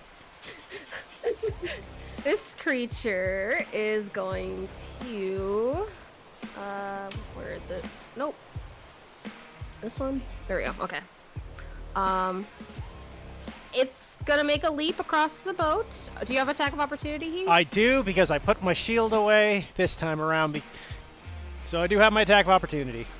Alright, roll. 1 sec. Great weapon to great weapon master or not to great weapon master? Ah, screw it. I'll great weapon master and miss. Roderick does nothing by half. Ooh, okay, that's That an just 11. hits. Oh, I gotta roll a d6 actually. Missed. Oh. Because I great weapon mastered, I missed. Alright. Creature still lugging its caught fish, that Gant had actually caught. It leaps out of the water, out of the boat. 5, 10.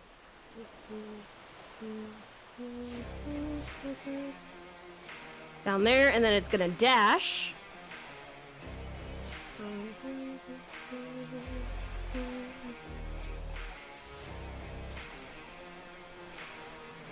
Alright. You currently can no longer really see it as it goes over the curve of the hill here. Leaving. All right, Newt is whimpering and crying while he's holding his wound. All the NPCs are on the same thing, so Damara and Porco, now that they're kind of out of danger, at least on their side of the boat, are looking over towards the other side of the boat to see what's going on. This creature is terrified, so it's going to make a run for it. You can make an attack of opportunity, Andrew. Me? Oh, you shouldn't have. Aww. Like my birthday. It's like my birthday. Wow. Oh, exactly what I had left. How do you want to do this? Exactly what I had left. Okay. Oh. Is it running again? What's that? Where was it running again? It was gonna hop over this way. Oh, lovely. I know exactly what. As the creature is, I imagine, clambering over towards the side so it can basically dive over the side, Andrew, with that very heroic, very righteous smile, is just going to say, no, oh, I just miss you. And he's going to go ahead and, using the sword, he's getting a little excited. He plunges his long sword forward with, at least as far, hopefully, you know, not that he cares that Roderick is watching, but pretty good form, is going to just spear his sword straight through the thing, and with such force that it actually careens through the side of the boat a little bit as well.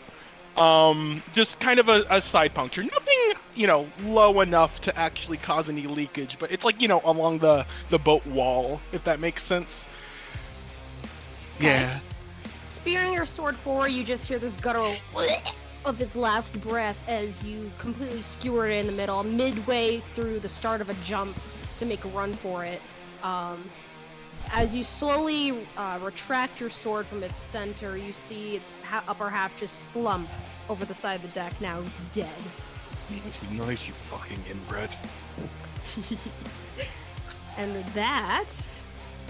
I was gonna chase that little bastard down. We could do that out of combat if you like. Roderick was gonna go. Was gonna chase him down. He's within javelin range. Can Amara see it? None of you guys can currently see him. Okay. Technically, if I dash, I should be able to keep right next to it.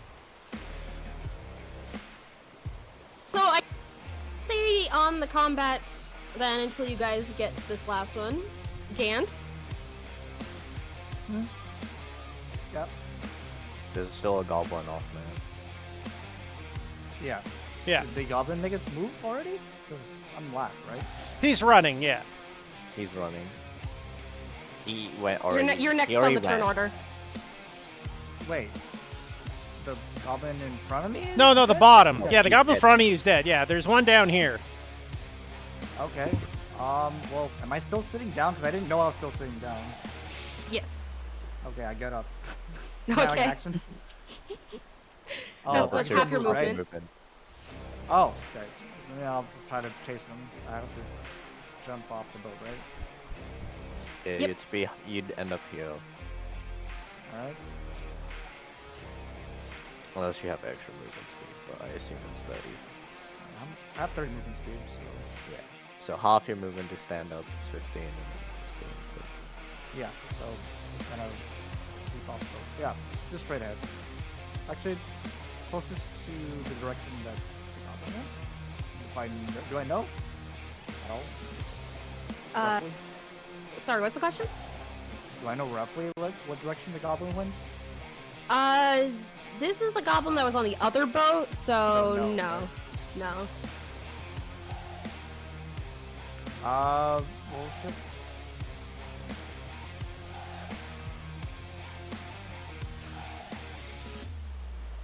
I would just ask, you guys alright? To the party. Like, Newt and Andrew. Are you gonna be? Do you want to chase down? Or are you gonna kind of settle in? Well, if I didn't see the goblin run, like the goblin that ran off with the food, then I wouldn't know that was the goblin that ran, right? Yeah. So you'd be chilling. Yeah. With that info, I would probably like shout, everyone, all right. And that's it. Okay. Andon, are you doing anything? I am chewing food. 1 second. Actually, I guess he will, now that things have settled down, he will look over to Newt, over past horse butt, and past everyone else who's in front. You'll see that he's in pain, and just look at the others. Anyone got a band-aid or something? You see Damara start kind of shuffling through a bag set aside on the boat. Yes. Alright, hold on, let me, and just, kind of scoots his way over to grab it, and, muttering along as he's trying to, like, very carefully hop from one boat to another. Taking care of falls from back home, this ain't much, but, and that's a river. That's, select token. Just gonna, bloop, and then very carefully, and take a little toe over, make sure he's getting his balance right, and then he jumps over and comes by little Newt here. Being careful of the current balance of the boat. Okay. Hey, sorry, I ain't know your name, but you need some help there. Yeah, please. You see he's losing blood really rapidly. Oh, shit, fuck, okay, come here, and we'll try to, it's like, what's embedded in it? It's like ice or something? A spear. The spear, okay. And here, I'll take us off combat. Is anyone other than Roger going after the goblin? Amara might. Where did it go? To the south. South. Where, to the south? Basically, we can chase it down because its movement speed's equal to ours. So. Andrew is...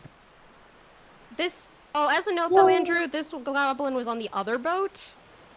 And I would say your passive perception probably did not pick it up, as To you be were fair. rather focused on the two on your boat. To be fair, Roderick's gonna shout out as he gets after the little blighter as I Okay, now you know. as I dash off the Alright, boat to go chase the little bastard down. And Jenna would just be like, wait, what? Andrew's gonna look over at that, kind of like an afterthought, after coming down from his own little high. And he's just gonna take out this dingy light crossbow. You can tell by its good condition that he doesn't care about it. It's just never been used.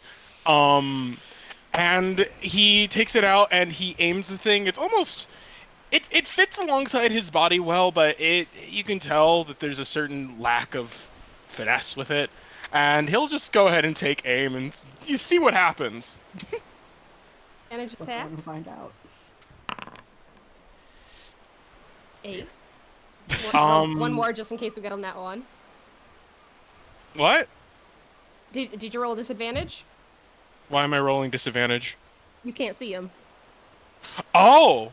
If you Oh, can't see him, okay. you can't even hit him. Right. Yeah, I don't think I can even hit him to begin with. I mean, I oh, thought I you guess I thought you were making like a Hail Mary, just kind of shoot. Yeah, why not? Okay. Okay. All right, yeah, no. You hear it land in snow.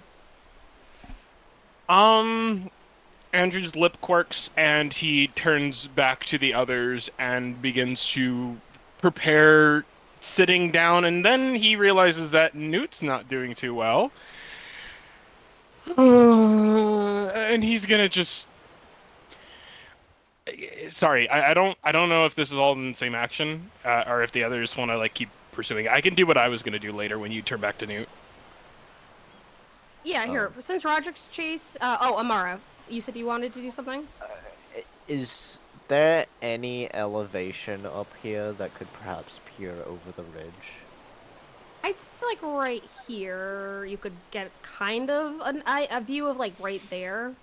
Is she able to get up there with 30 feet of movement? Yeah. Okay. Can she see it? No. Can she see the other body that Andrew stabbed? It's right there, leaning over the side of the boat. She paints the same thing she did last time that missed and just sends it into the dead body. It's okay. Out of spite. Got you that time, fucker. Over. All right, Roderick, if you can roll me perception. Oh, I mean, could he have gotten away from me? I mean, I move at the same speed as him. You have 35 feet.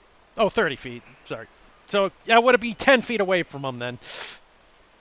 Let me see, on the turn order... It must be fucking terrifying being chased by this man. You're half his size. Yeah, true, you would... Okay, It... Roll me... Well, no. Yeah, go ahead, you can have one attack on him before it has its turn to try to run and hide. Sounds good. Okay. I'll take one more. I'll just take one quick swing, see if I hit. That is? Nice. Now let's see if I can get some good damage off. Oh. God. How do you want to do this? Jesus! Thought you could get away with my fish! You just head right off! Baseball swing! Where you guys are, just like over in the distance, you see what appears to be almost like a ball flying through the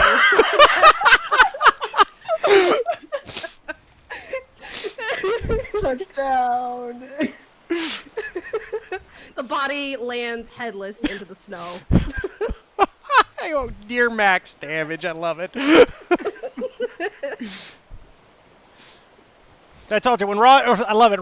When Roderick hits, he kills, but he's gotta hit first. God. All right, so you got your kill.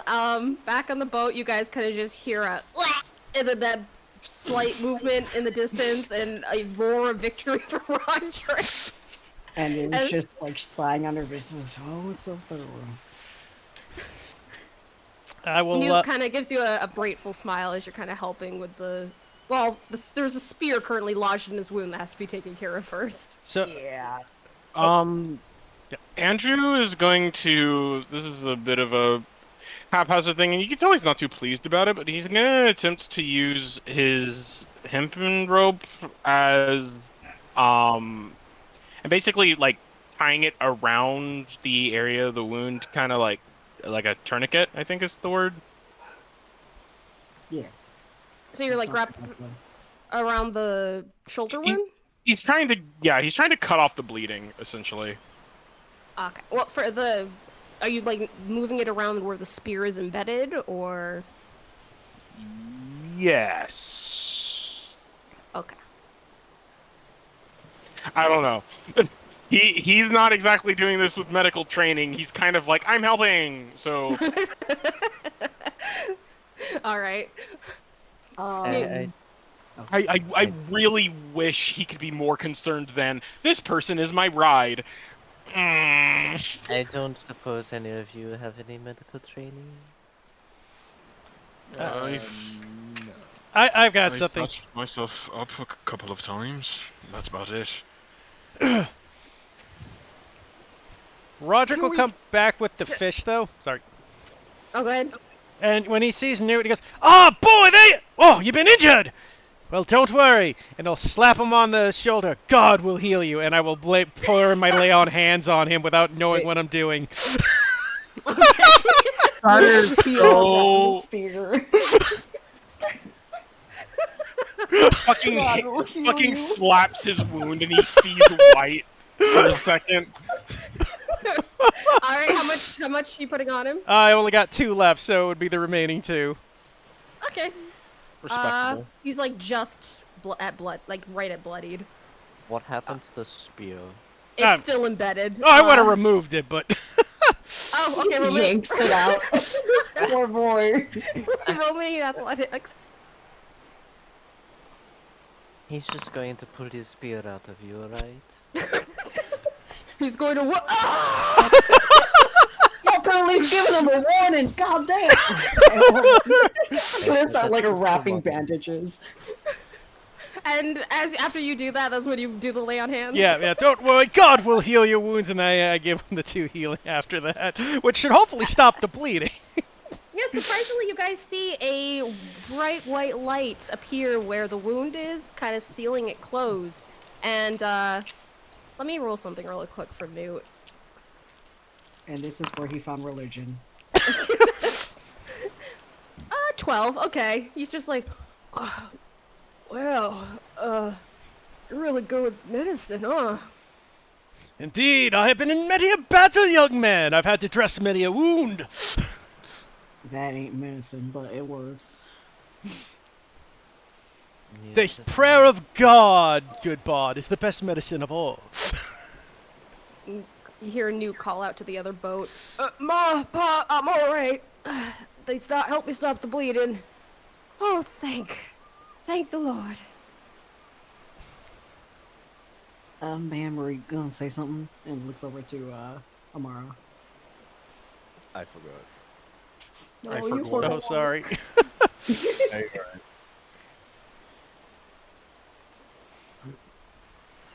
But, what are these things?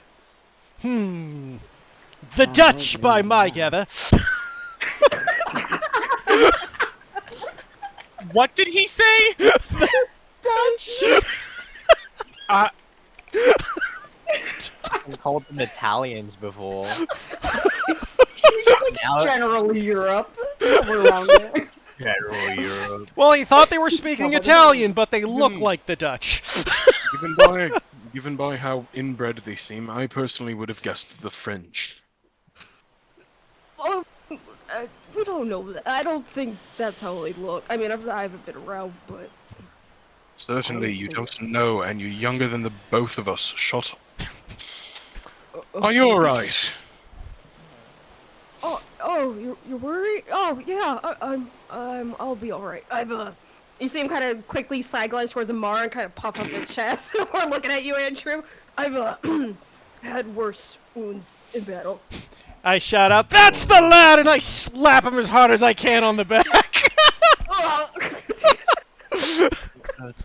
Andrew smirks a little bit at that. It's a very imperceptible one, but that was the first thing Roderick has ever done that Andrew has taken slight positivity towards.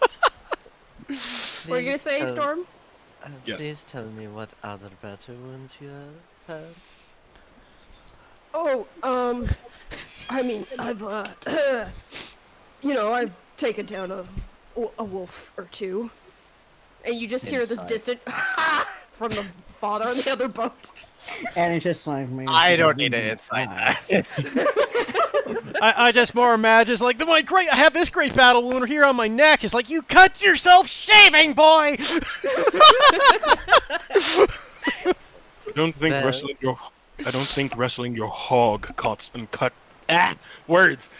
counts as an actual battle, boy. I mean, we don't really have pigs around this area, but... Hawk, you imbecile. Oh, yeah. Anyway, Well, so... now you can add taking a spear inside of you as one of your battle wounds. Not that. Andrew wants to be the next spear. No, he does not. Wait a second, he doesn't have that many oh, shit.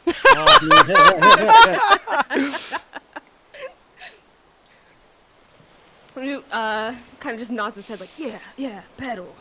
This is a battle I was in. Cool. Armand and Paul, all right? Oh, they are fine, lad. I kept them safe on the boat with my daring deeds of bravery. Oh, okay, good. Well, I guess, should we just throw them off the boat? He looks towards the bodies. I thought I saw one get away, though. What happened to that one? Oh, it is dead. You see the fish in my arms that he stole? I took care of it. Oh, right. You could say he lost his head. Wah, wah, wah. And it is shaking his head. It's we wanna check for if there is anything useful on them. Looting. Andrew's immediately going to do that. All right. Which one are you looking at? Amar says it, but doesn't act on it. These fuckers can do it for her. Andrew certainly will act on it. Roderick. He's not going to share. Yeah, Roderick looks over at Bod. That's a good idea. Bod, would you be so kind as to rifle through the pockets? And it is just staring at this halved body, bleeding over the boat, and is like, do I really have to look at that? Now, Bod, don't be squeamish. I did the cutting, you do the searching. Investigation time! Yep, investigation. Gonna investigate unwillingly. Dude, my rolls have been kind of insane. Also, which one are you guys looking at? I'm looking at the ones that I skewered. Got it. I guess I'm looking at the one that's closest to me. If that isn't the one that Andrew skewered that. He got 2, I got 2. Me and Andrew are literally tied for goblin kills right now. Andrew, I'm not gonna say he's seething that the other one didn't get away, but he was totally I'm not sure if it was obvious, but he was totally like, oh, I that one got away, so I guess like we didn't like match. It's crazy. Wow. Sure, you'll get him next time, Roderick. Now he's like, you fucker got 2 as well. God damn it. Yeah, no, he's not molding at all. All right. Andrew, for the I guess. Andon, are you searching one of the ones that Andrew had killed, or are you looking at the ones on the other boat? I Or the feel like he would first look at Andrew, who looks like he's one of those dogs that have like food aggression, and seeing that probably does not want to be touched, is gonna look over to the other boat and just kind of point that way. Y'all got that one taken out. I'm just gonna Rogue starts hopping over the other side. It's so funny you say that, because if you made it's funny because it's like Andrew's not looking at you or anything, right? But you swear that the moment you like so much as reach or whisk a hand in the direction of one of his kills, he stills slightly. Yeah, he's over here. You can have that one, buddy. Poor fucking Aiden. Between Roderick and Andrew, it's like he doesn't know what's worse. The one who threatens to kill him or the one who's going to get him killed. All right, Andon, roll investigation. Andrew, you find 2 flint daggers, Nice. 2 ice shard spears, 2 hide armors, 2 shields, a comb, a tinderbox, a brass ring, a broken buckle, 13 silver pieces, and 10 copper pieces. How many silver pieces? 13. 13 and 16 copper, you said? 10 copper. 10 copper? Okay. Investigation for Andon. Alright. What was... Trying his best not to look at the Sorry, entrails. You said two flint daggers? Mm-hmm. What else? Sorry, I got everything other than the ice shard spears, comb, whatever. Hide armor. 2 hide armor. Okay. 2 shield. 2 shield. Okay. Alright, comb, tinderbox, brass ring. Oh yeah, I got everything else. Sorry, Okay. I didn't catch the first few. All good. And then, Andon, with your search, you find a shirt button. Is it a pretty button? No. I love the fact that it's just a shirt button though, but it's only half a shirt button because I sliced it in half and there's only half a button left. He's just looking at this button, looks at the body, looks at the button. Oh, this ain't useful. Then just kind of throws it overboard. Yeah, I didn't find anything useful. I think you chopped off the half that had stuff on it. Can I just like? And he's just kind of like slowly pushing it off the boat, but like using like his foot so that he doesn't have to touch it. Is he asking Rod? Who's he asking? Oh, he was just like generally yelling towards Roderick, but like trying to push this dead thing off the boat. Don't worry about it. I suppose it doesn't have much purpose at the moment. Just because I'm careless. You don't eat these sort of things, right? No, I ain't. No, Not no. you, Bod! I was talking to our hosts. Parko gives you just the most dead stare. This asshole. Jamara just kind of pats his shoulder and just says, "No." Ah, very well. And I will just pick it up and throw it as far as I can. Chunks it. And with that, I'll call for our halftime break. Woo! Got it. Alright. Oh, this party. I love them already. Don't forget to remind me to start recording again after the break. Oh, this party. The traveling. So, after your guys' rather jarring, sudden battle. Wasn't that bad? Yeah, it took you by surprise. You all settle back into your respective boats and continue onwards. Newt kind of ends up requesting for some helping with the oaring as the injured shoulder causes some issue. Anyone pitch in to help with that? Well, I'm on the other boat. No. Oh, Sure, why not? Yeah. Yeah, can't. thank God. Okay. We all knew it was Rolling. good. Athletics, Good boy, generally. If it was gonna take 2 seconds longer, then Andrew would have done it simply to maintain his image. All right. Thankfully, we got good boy Gant. So, Athletics, what's that? did you say athletics? No, you don't have to do that. Okay. Newt kind of helps guide you how to kind of best pace with him. And it's not too difficult with his guidance, so you guys are able to kind of continue your way across the water, closer in the direction of Drodale. And soon enough, you find yourselves getting closer and closer to the docks that lead onto land. And as you do, here, let me swap you guys over. And get rid of the water sound.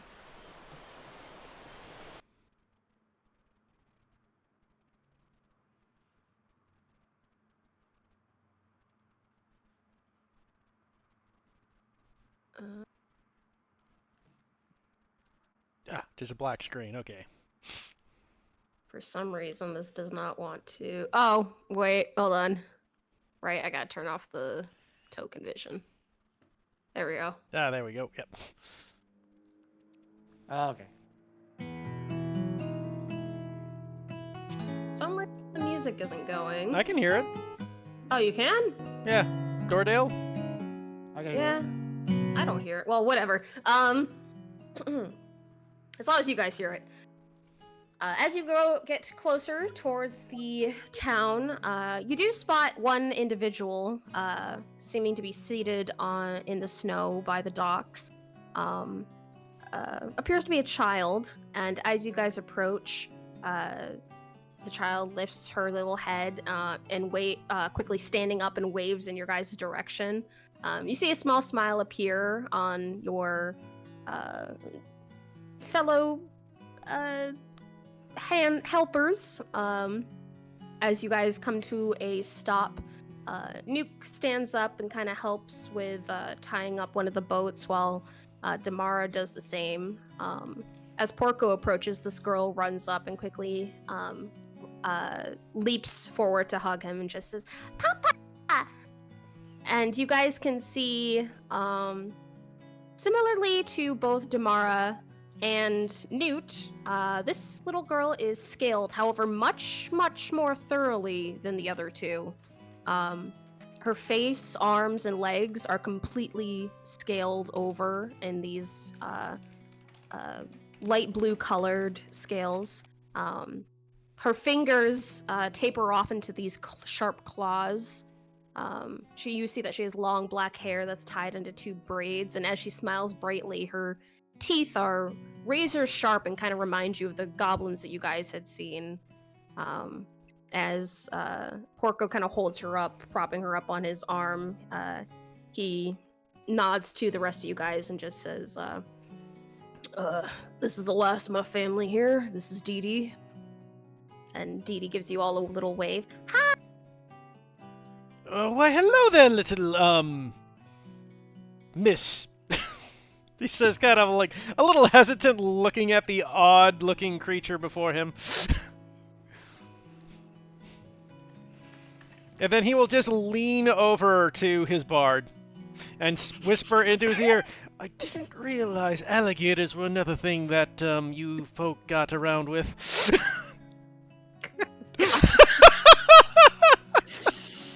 Sir, I think that's it, but you know, it ain't our business. We don't ask. Yeah, that's fair. That's fair. It's shocking. I mean, I heard of your thing with the cow, but gators? He just rubs in between his brows and then just smiles at the little girl.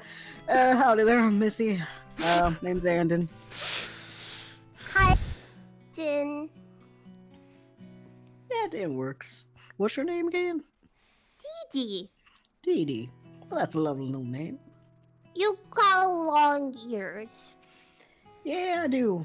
You know, be able to hear the rap music, you know, play a little tune, and just kind of like gestures towards his lute that's kind of sticking out in his bag.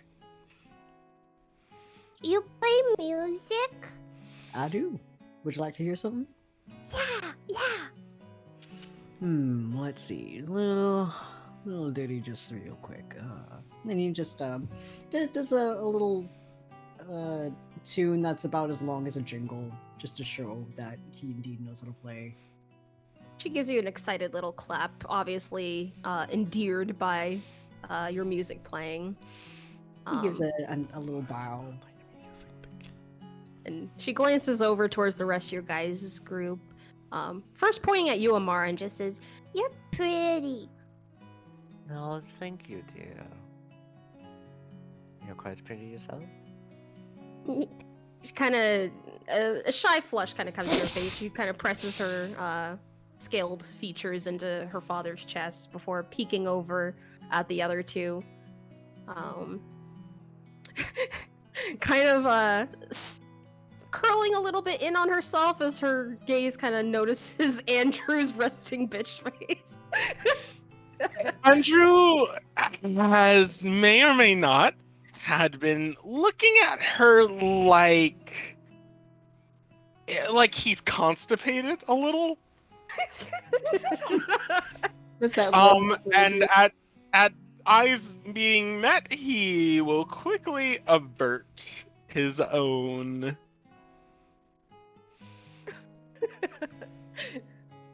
Understood. He's more in with the adult crowd, if you catch my drift. Understandable.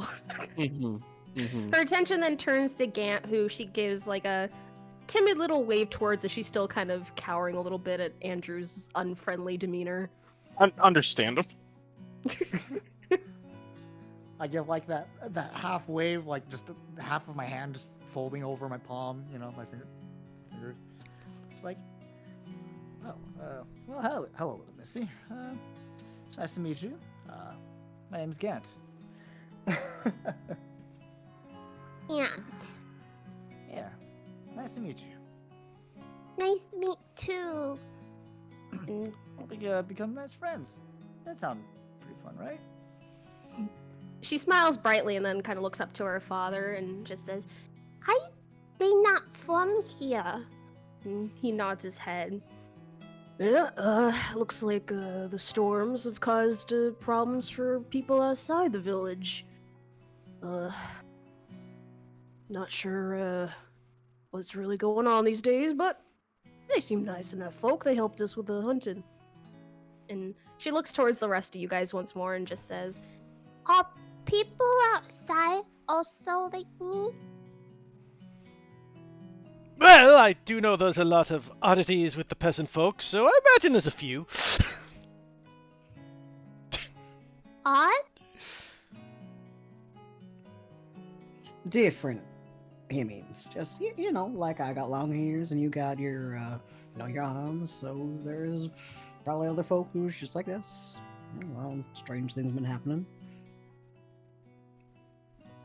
Yeah, a lot of people have been growing scales and getting short. My word, it's a pandemic. Andy just like gives Roger like the light smack on the shoulder, just like shh. Which admittedly doesn't do much since it's still hitting my armor. So like, ting! Ah, damn it! Honestly, I'm just in the back, but I'm literally just like, my eyes just totally dart like towards Roderick's direction, just like, what? Bombastic side eye. There are more people Like- who look like lizards. Big lizards. Big lizards. Mm-hmm. They're, you see her start like making a shape like in front of where her mouth and nose are. She just says, They long here like animal. That just starts taking. He just goes tut tut tut, and he looks over and goes, "Ah, such odd customs the peasant folk have these days." Do you? Andrew speaks up and he kind of checks his tone for a moment. Do you mean like a long tongue? Down, boy. This is a child, Heath. I'm just referring. You want people with long tongues in general. No comment. Some do, but no, like they got long nose and chin. Well, that's odd. Tell me, little child. Is it just the people in the village? He will turn to the parents. You said that you had a noble family in the nearby area. So I can't remember the name of the nobles you gave them. yes. Thorn. I can't either. Thorn. Yeah, the Thorn. Falco nods his head. Yep, the founding family of this area. Is there anything have they had any of this experience? Well, Thorn himself has lost quite a bit of his height. Been growing a larger beard, just as I have and some others have. It seems a lot of the people here either not getting any changes at all, or they're growing scales, or growing beards and getting Well- shorter. Growing beards is hardly anything strange, my good man. He gestures to his large beard that's like long enough to kind of like rest on his chest and gestures towards it and says, I shaved this only 3 days ago. My word, that is impressive. Tell me what hair products you got to use later. I must you use shampoo and it gleams quite nicely. these aren't the only mutations or whatever that have been happening around. I don't know about the rest of the world, but plenty of the Marglavians, their ears have been growing long and pointier. Ears are growing pointy? It's true. I've seen it happen to a couple of my own peers.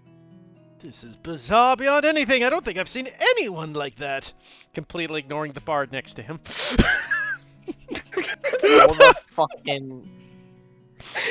Or Tomorrow. Yeah, I know. Yeah, Or right, tomorrow, next. yep.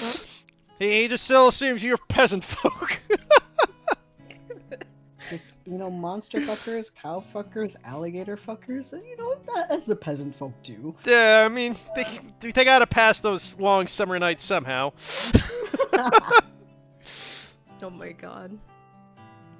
So, Porco kind of nods his head and just says, Again, we don't really know what else these storms have been doing, but it's been changing people, making creatures pop up. People been getting these weird, powers, I guess. Odd powers! Like what, for example? Andrew begins to itch himself.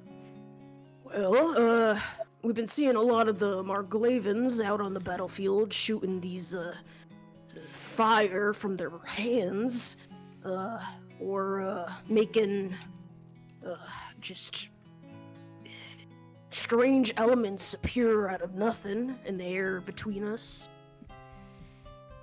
Well, that does sound bizarre. Materialize things out of midair. Who could see such a thing? By the way, I did not notice any of the stuff the warlocks did. yeah. Sounds freakish if you ask me. Agree. That's why, most of us here in Drodale, we think, using this weird power stuff is, sort of a cheating way of getting by in life.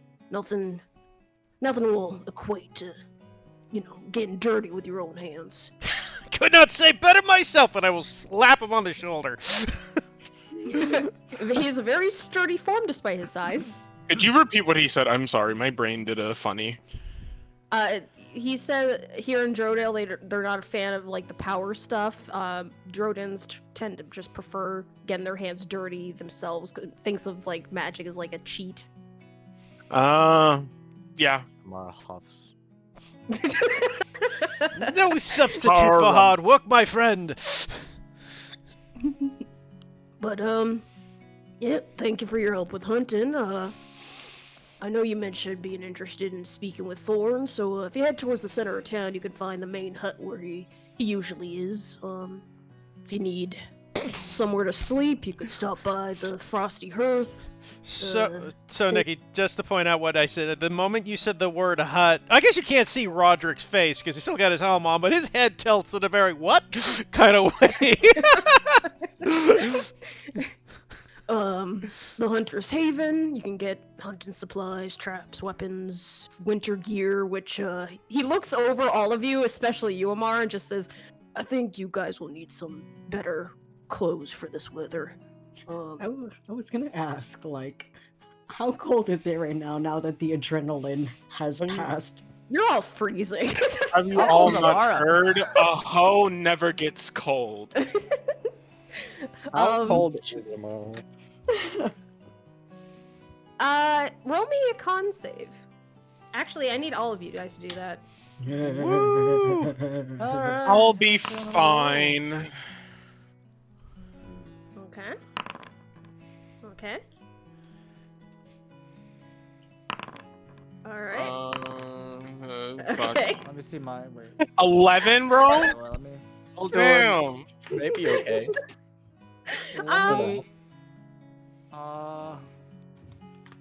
Okay, I want to use a racial ability. Okay. So that you get. He's Russian. Yes, you do have advantage for this roll. He's Russian, Do I? guys. Yes, you get advantage. Russian or Canadian. Oh, I thought I get to roll. Yeah. D6. I mean D6. No, for this you get an advantage for this particular reasoning. Okay. So roll one more time. He's a Okay. warm boy. All right, everyone except everyone except Andon and Gant have 1 point of exhaustion from frost bite. Oh, you just want him to be a pissy little bitch, do you? You mean extra pissy little bitch. True. I feel like my nipples could cut through my armor. Mine have already done that. Oh, Metal and cold ain't really a good combo. Maybe we should continue talking inside. Whatever Yeah. it is. I would like to get warm. Where's the tavern, if you have that here? Oh, you see Porco kind of look towards the hall of food before Dee Dee actually speaks up. She's like, Oh, me. I can show them. and you see a fond smile kind of come to Porco's expression before her. He carefully sets her down and goes like, All right. Show them where they can get some rest, all right, Missy? and she quickly kind of puts her hands on her hips with like a proud little huff of her breath before pointing out towards the woods, where you can kind of see through peaks of tree trunks and branches, lights from a number of more homes in the distance. She says, Over this way. Mama and Papa go and put food away. oh, of course. Thank you, little miss. Please lead the way. and you see her quick, full-on arms swinging side to side, just big stomps of her feet across the snow as she leads you guys towards the middle of the town. And while walking, she continues where her father had left off and just says, There's other places too if you want. There's the Frost Forge where you can get like bows and stuff for hunting. And the kennels and stables for horses and doggies. And the dried trade post. There you can that's where mommy gets food and other things like that when we need food. Thank you, what is your name again? It's Dee. DT. Right. Thank you. Well, little miss, thank you so much for taking us to the inn. Of course, when you're done, if you would be so kind to take my dear horse Xanthi to the stables, I would most appreciate it. Yeah, I love horses. you see her quickly run up towards Xanthia, before staring at the horse who looks down at her. And you see the girl eventually kind of just like slowly back up before kind of stepping and standing where you are, Andon, kind of like partially hidden behind your leg, and just says, I don't like horses anymore.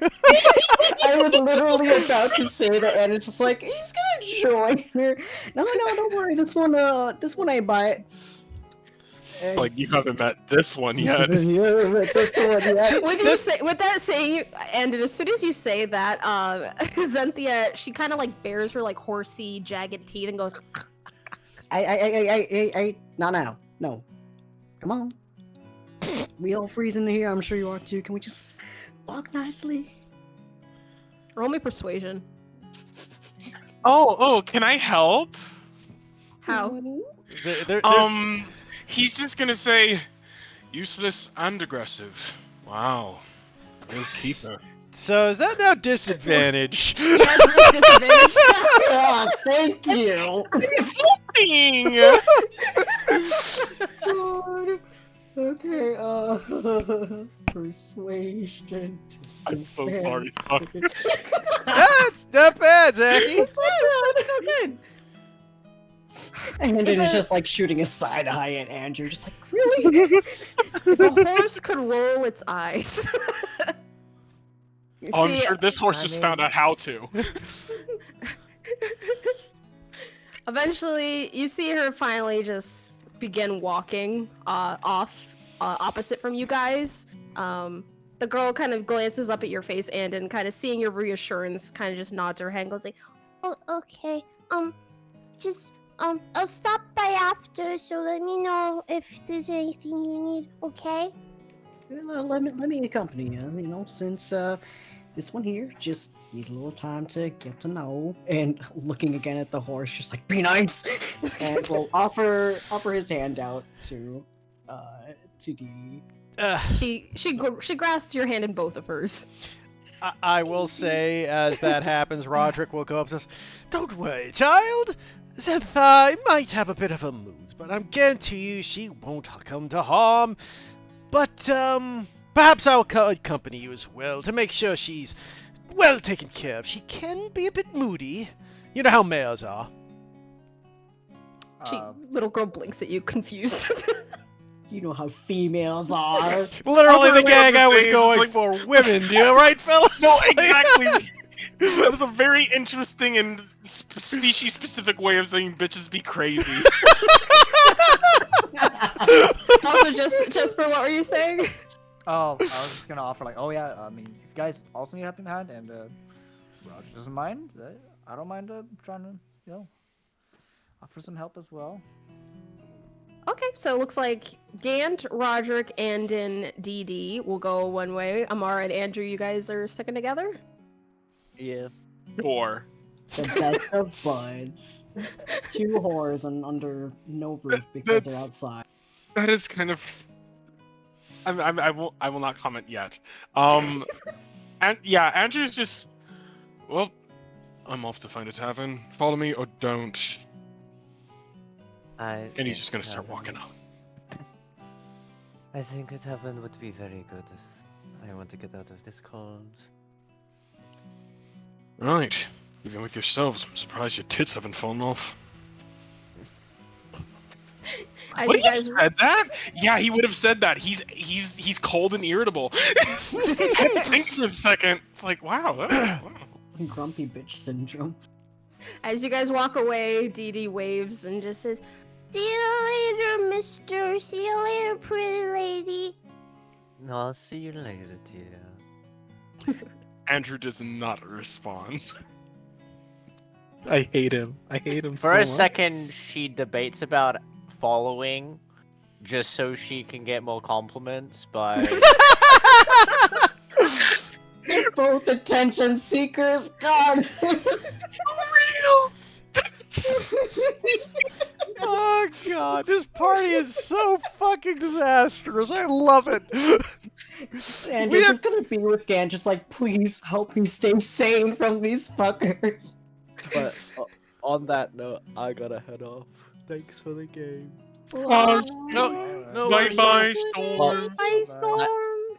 By heading off, I will be listening on my phone, but I won't be able to RP. Oh, No, no worries. valid. We'll Okey-dokey. You won't be Okay, able to RP, but you're listening in. Yeah. Gotcha. Okay. Okay, Goodbye. we'll just go like a little bit longer and then end. Alrighty. Okay. So Andrew goes off with Amara. The rest of you head off towards the stables. Surprisingly enough, it doesn't really look like Dee Dee's really leading the way. She's kind of clutching onto Andon. The horse somehow seems to be kind of just walking and then turning when requested to turn. I mean, Roderick, this is not new to you. She's always been a very smart horse, so... I mean, he's come to that realization. He literally talks to her like a person and gets responses, so he just thinks it's normal. It's normal horse behavior, and after all, this is the horse of God. Exactly. This is a horse that God gave him. Nothing is odd. Alright, so you guys continue walking, soon reaching a sort of section of the town that's a little off from the rest. You see a number of horses kind of set up to their stables, as well as a sort of, not pasture, but like fenced off area where you can spot a number of different dogs kind of just running about and playing. Puppies. Puppies. At the sight of the many other horses, Andon will then look to what's her name again? Dee Dee. or no, the horse. Oh, Zenthia. Zenthia. We'll look at Zenthia and just kind of like nudge towards her, just like, okay, please also play nice with these ones too. She doesn't even look at you. Roderick goes up to Zenthia. Don't worry, girl. We'll be back soon enough. Meanwhile, eat your oats, be healthy, and be kind. Oh, and, and looks about the other horses. Don't take shit from no one. She looks... Strong, independent horse. Don't take no shit from nobody. You can see a number. She's bigger than the other riding horses there. So with her approach, you could see a lot of them kind of like stomp their hooves, like uncertainly at her approach. And there's a young man you notice appears to be kind of brushing off one of the horses. You spot he looks to be human, young adult. 1 second.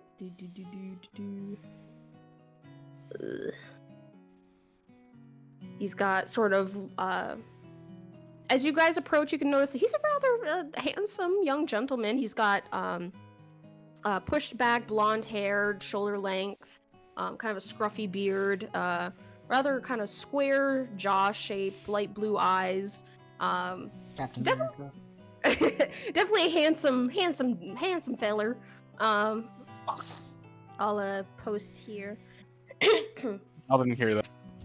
Fucking Prince Charming with his yassified eyes. Goddamn. And you do notice two younger women, human. One appears more human than the other, as the other woman seems to have more scales kind of growing along her arms. Both of them are kind of smiling and kind of giggling amongst themselves as he's just chatting at them and then while brushing the horse. And as you guys approach, he seems to kind of say something to the two women. And then before looking at you guys and giving a friendly little wave as the two women scurry off, he's just like, hi, welcome. Don't recognize any of you. Oh, of course. How dare. We should introduce ourselves. And nudges the bard.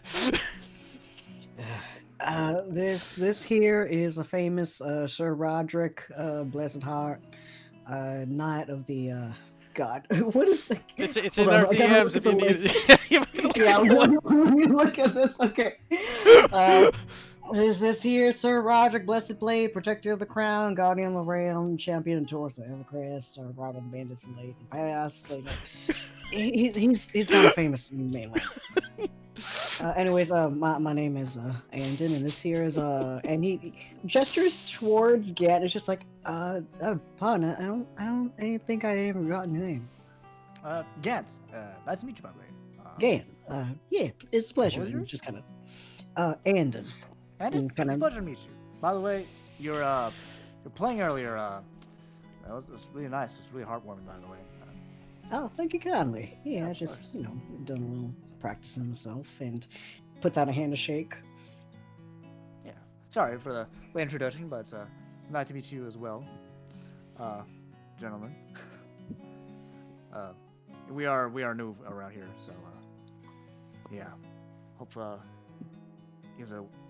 we get a warm welcome. Warm welcome. It's an Yeah, we with Dee Dee here, her family was out hunting, I suppose, and kind of help them out a little. So we just parking for now and gonna stay at the inn. Indeed, right before the point where we were attacked by the Dutch. Excuse me? Just to watch this man's gonna be Dutch and be like, the fuck, sir? Oh. Seems a little strange that the Dutch are in this neck of the woods. I thought so too, but one of our other companions thought they might be French, but I thought they were a little short for that. I don't think they were either, but just roll along with it.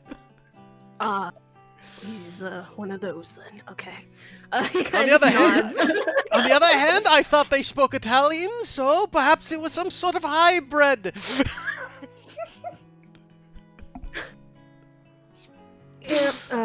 Definitely not from around these parts. Anyway, name is Rock Beerton. I run both the kennels and the stables here. How can I help you folk? Oh, we're just putting my horse up here.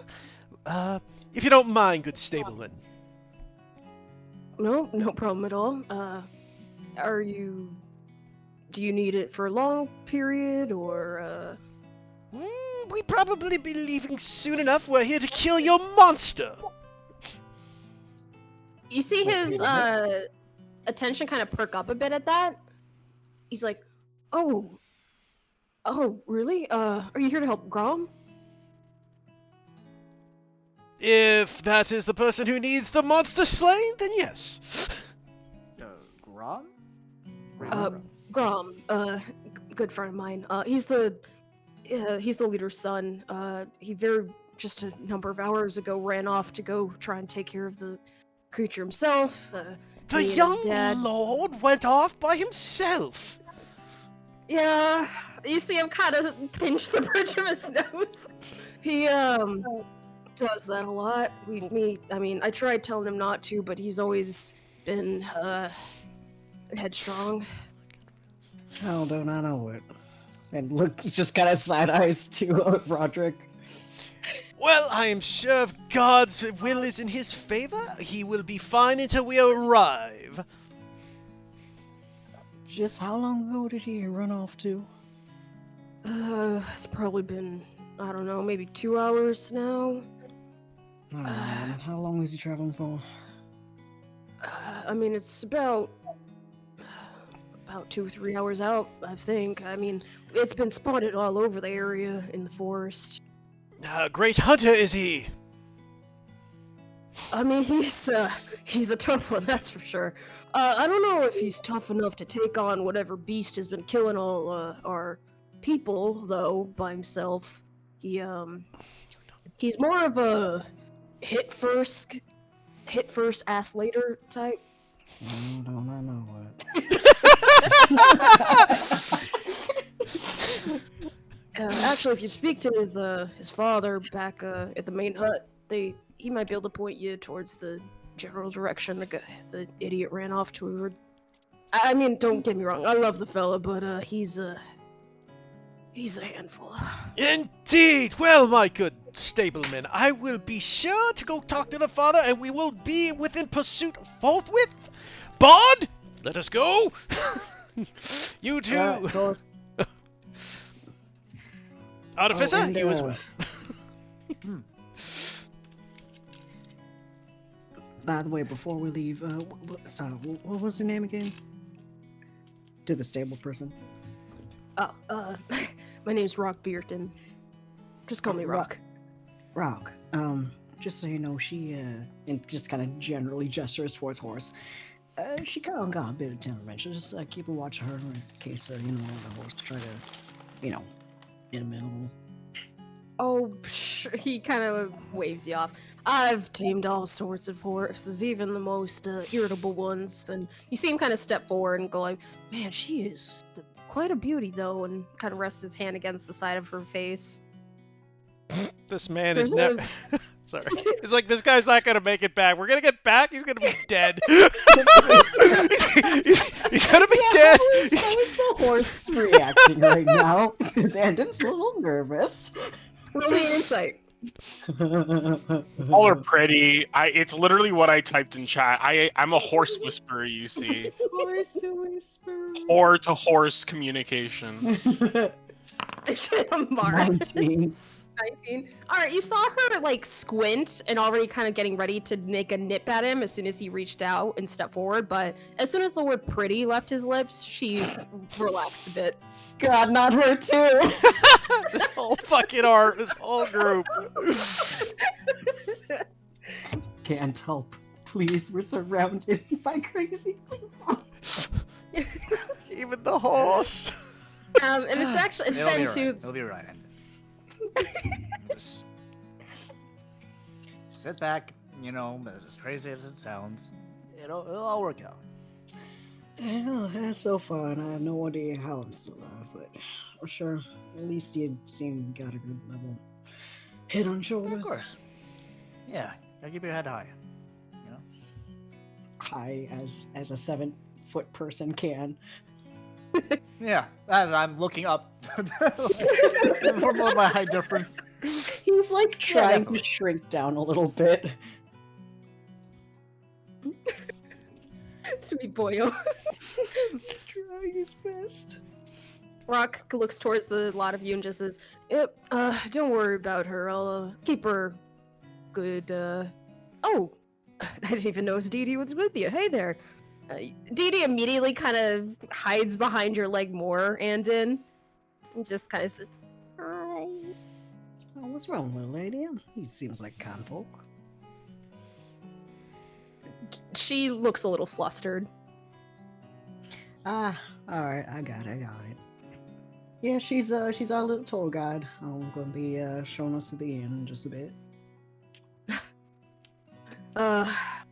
Well, that's really nice of you. Well, make sure you take good care of them, alright, Dee Dee?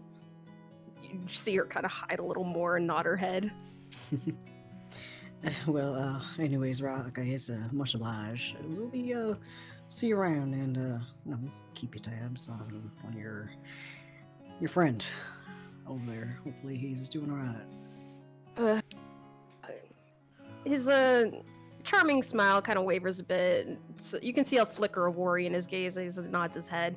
If you guys are able to help, I'd really appreciate it. And I mean, I don't know what the Lord will offer you, but if you can bring him back safe, I mean, I'll let you have a pick of any of these guys. And You see him gesture towards the lot of dogs.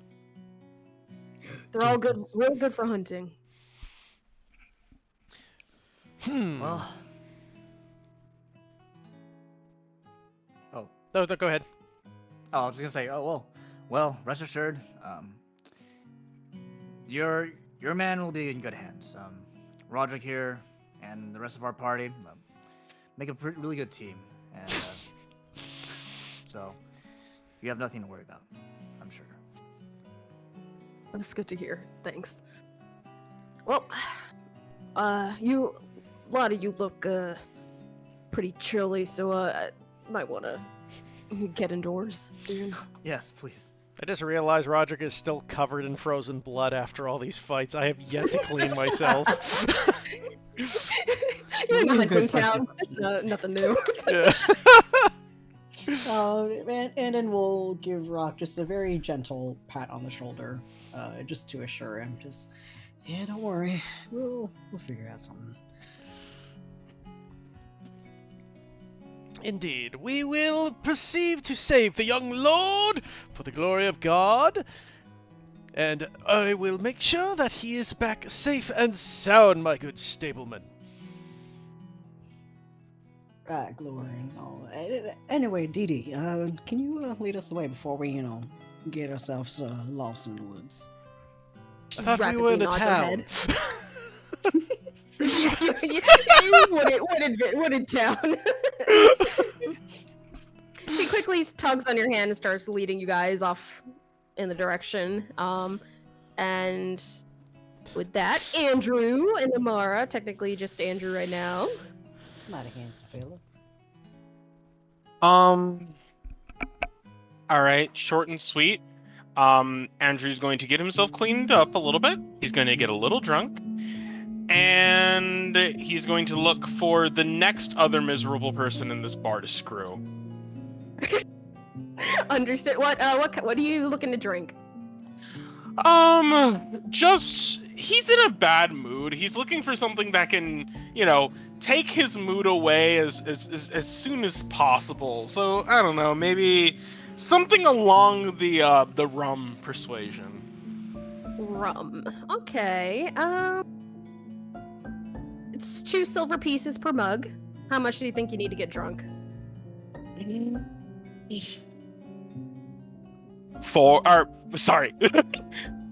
2. 2? Yes. Okay. All right. He's check off looking 4 to get silver. drunk, but not crazy, Okay. You can check off 4. Understood. There we go.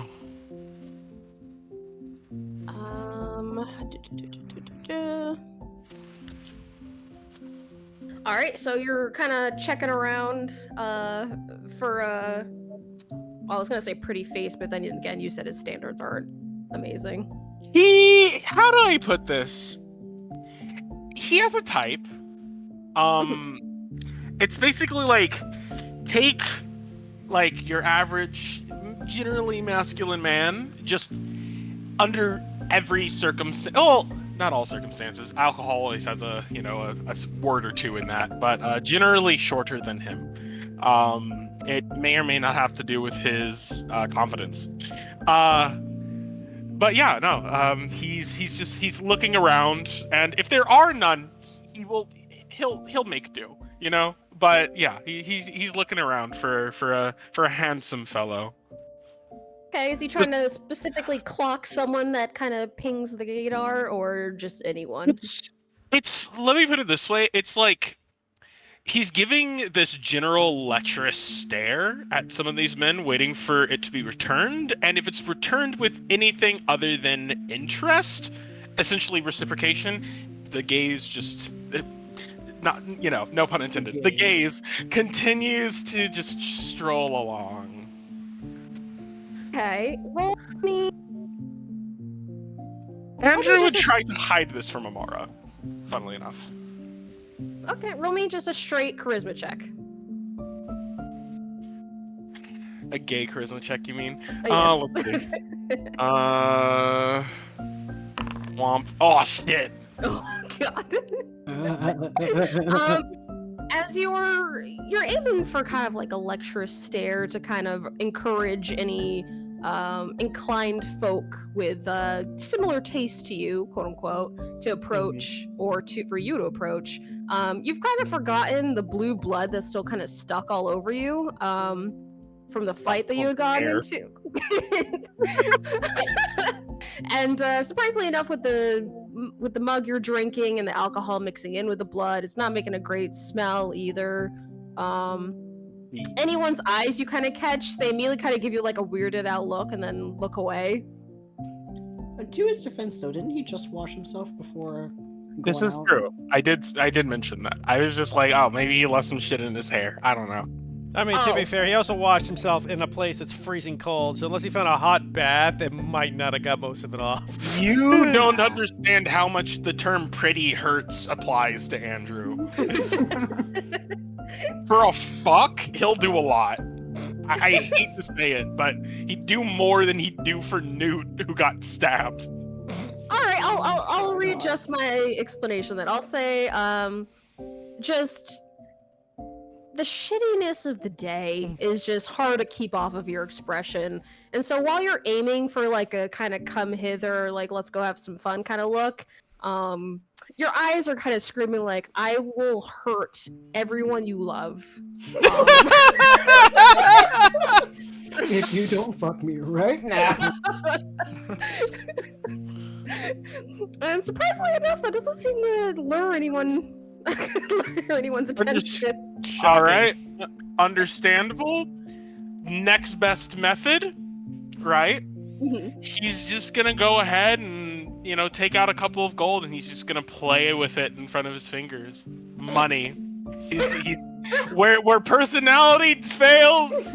He's got gold, boys. Listen, man. I mean, if Storm was here, I'm pretty sure Amara would be the one moving forward at this point. I should mention that my head is in my hands right now. Yeah, you can't hide this from Amara at this point. He's trying to make himself obvious just enough. She knows the trick. Okay, I'll say you spend some time kind of doing that. And this is also the period of time when the rest of the party makes their way into the building after Dee leads them there. So your hunt is like partially interrupted by I'm sure probably the boisterous voice of Roderick stepping in and... No. What happens is he will shove Aiden in, and Aiden knows what to do anytime he enters a tavern. Please continue calling him Aiden, even though his name is Andon. Or Please. Andon, yeah. No, this makes more Aiden, sense. and I mean, it is canon that Roderick still doesn't know his name, so. Well, Yeah. to be fair, I don't call anybody by their name if you haven't noticed. Real. I'll hail and hearken to the famous and most glorious Sir Roderick Blessed Blade, protector of the crown, hunter of the great best beast of the forest, the Peachwood, winner of the games on Summer Festival The of shot Goodwood. glass that he was using near the door frame where Andon is standing. Just yelps a bit, just like, listen! You know what, never mind, don't listen. Bod, you He had must the have second more one ready. confidence, he says as he walks in. I can only have so much confidence when I'm about to get a glass in the face. Oh, you must. You know, one of these days I gotta get the helmet for you. I don't even want a helmet, but alright. Amara would see Andrew kind of deflate and throw his head back like a annoyed child. Exactly. You guys are embarrassing me. Literally, it's like not even. Oh my god, there's so much going at play. Like at first, fucking Andon walked in and he was like, you know, maybe, and then he started talking and he was reminded of why. Why he is not an option. Exactly. Well, you're in for a treat though, because I will say Roderick will go to a table and sit down and go, Barkeep, 2 of your finest ales. Oh, make it 3 actually. I assume you will be drinking with us, Artificer. Oh, can't resist an offer a drink. Indeed. I slap the table. Much appreciated. A young woman approaches your guys' table. Seems to be the barmaid, as she just says, we have bottles of wine, if you like. Ah, what sort of wine do you have here, my good barmaid? Well, I mean, our collection is a little limited with everything going on around the area currently. But we do have 2 of our most recent collection from our vineyards. Oh, of course. What is the cost, my good ma'am? That'll be 1 gold piece for a full bottle, if you like. Very good. I slap it down. And 3 glasses as well, please. She kind of jumps at the abruptness and just says, "Oh, yes, of course." And she'll take and hurry off to kind of get that for you. But before I go, maybe also a big old pitcher of water, and I mean big. Oh, of course. Thank you. She'll Mary. hurry on off.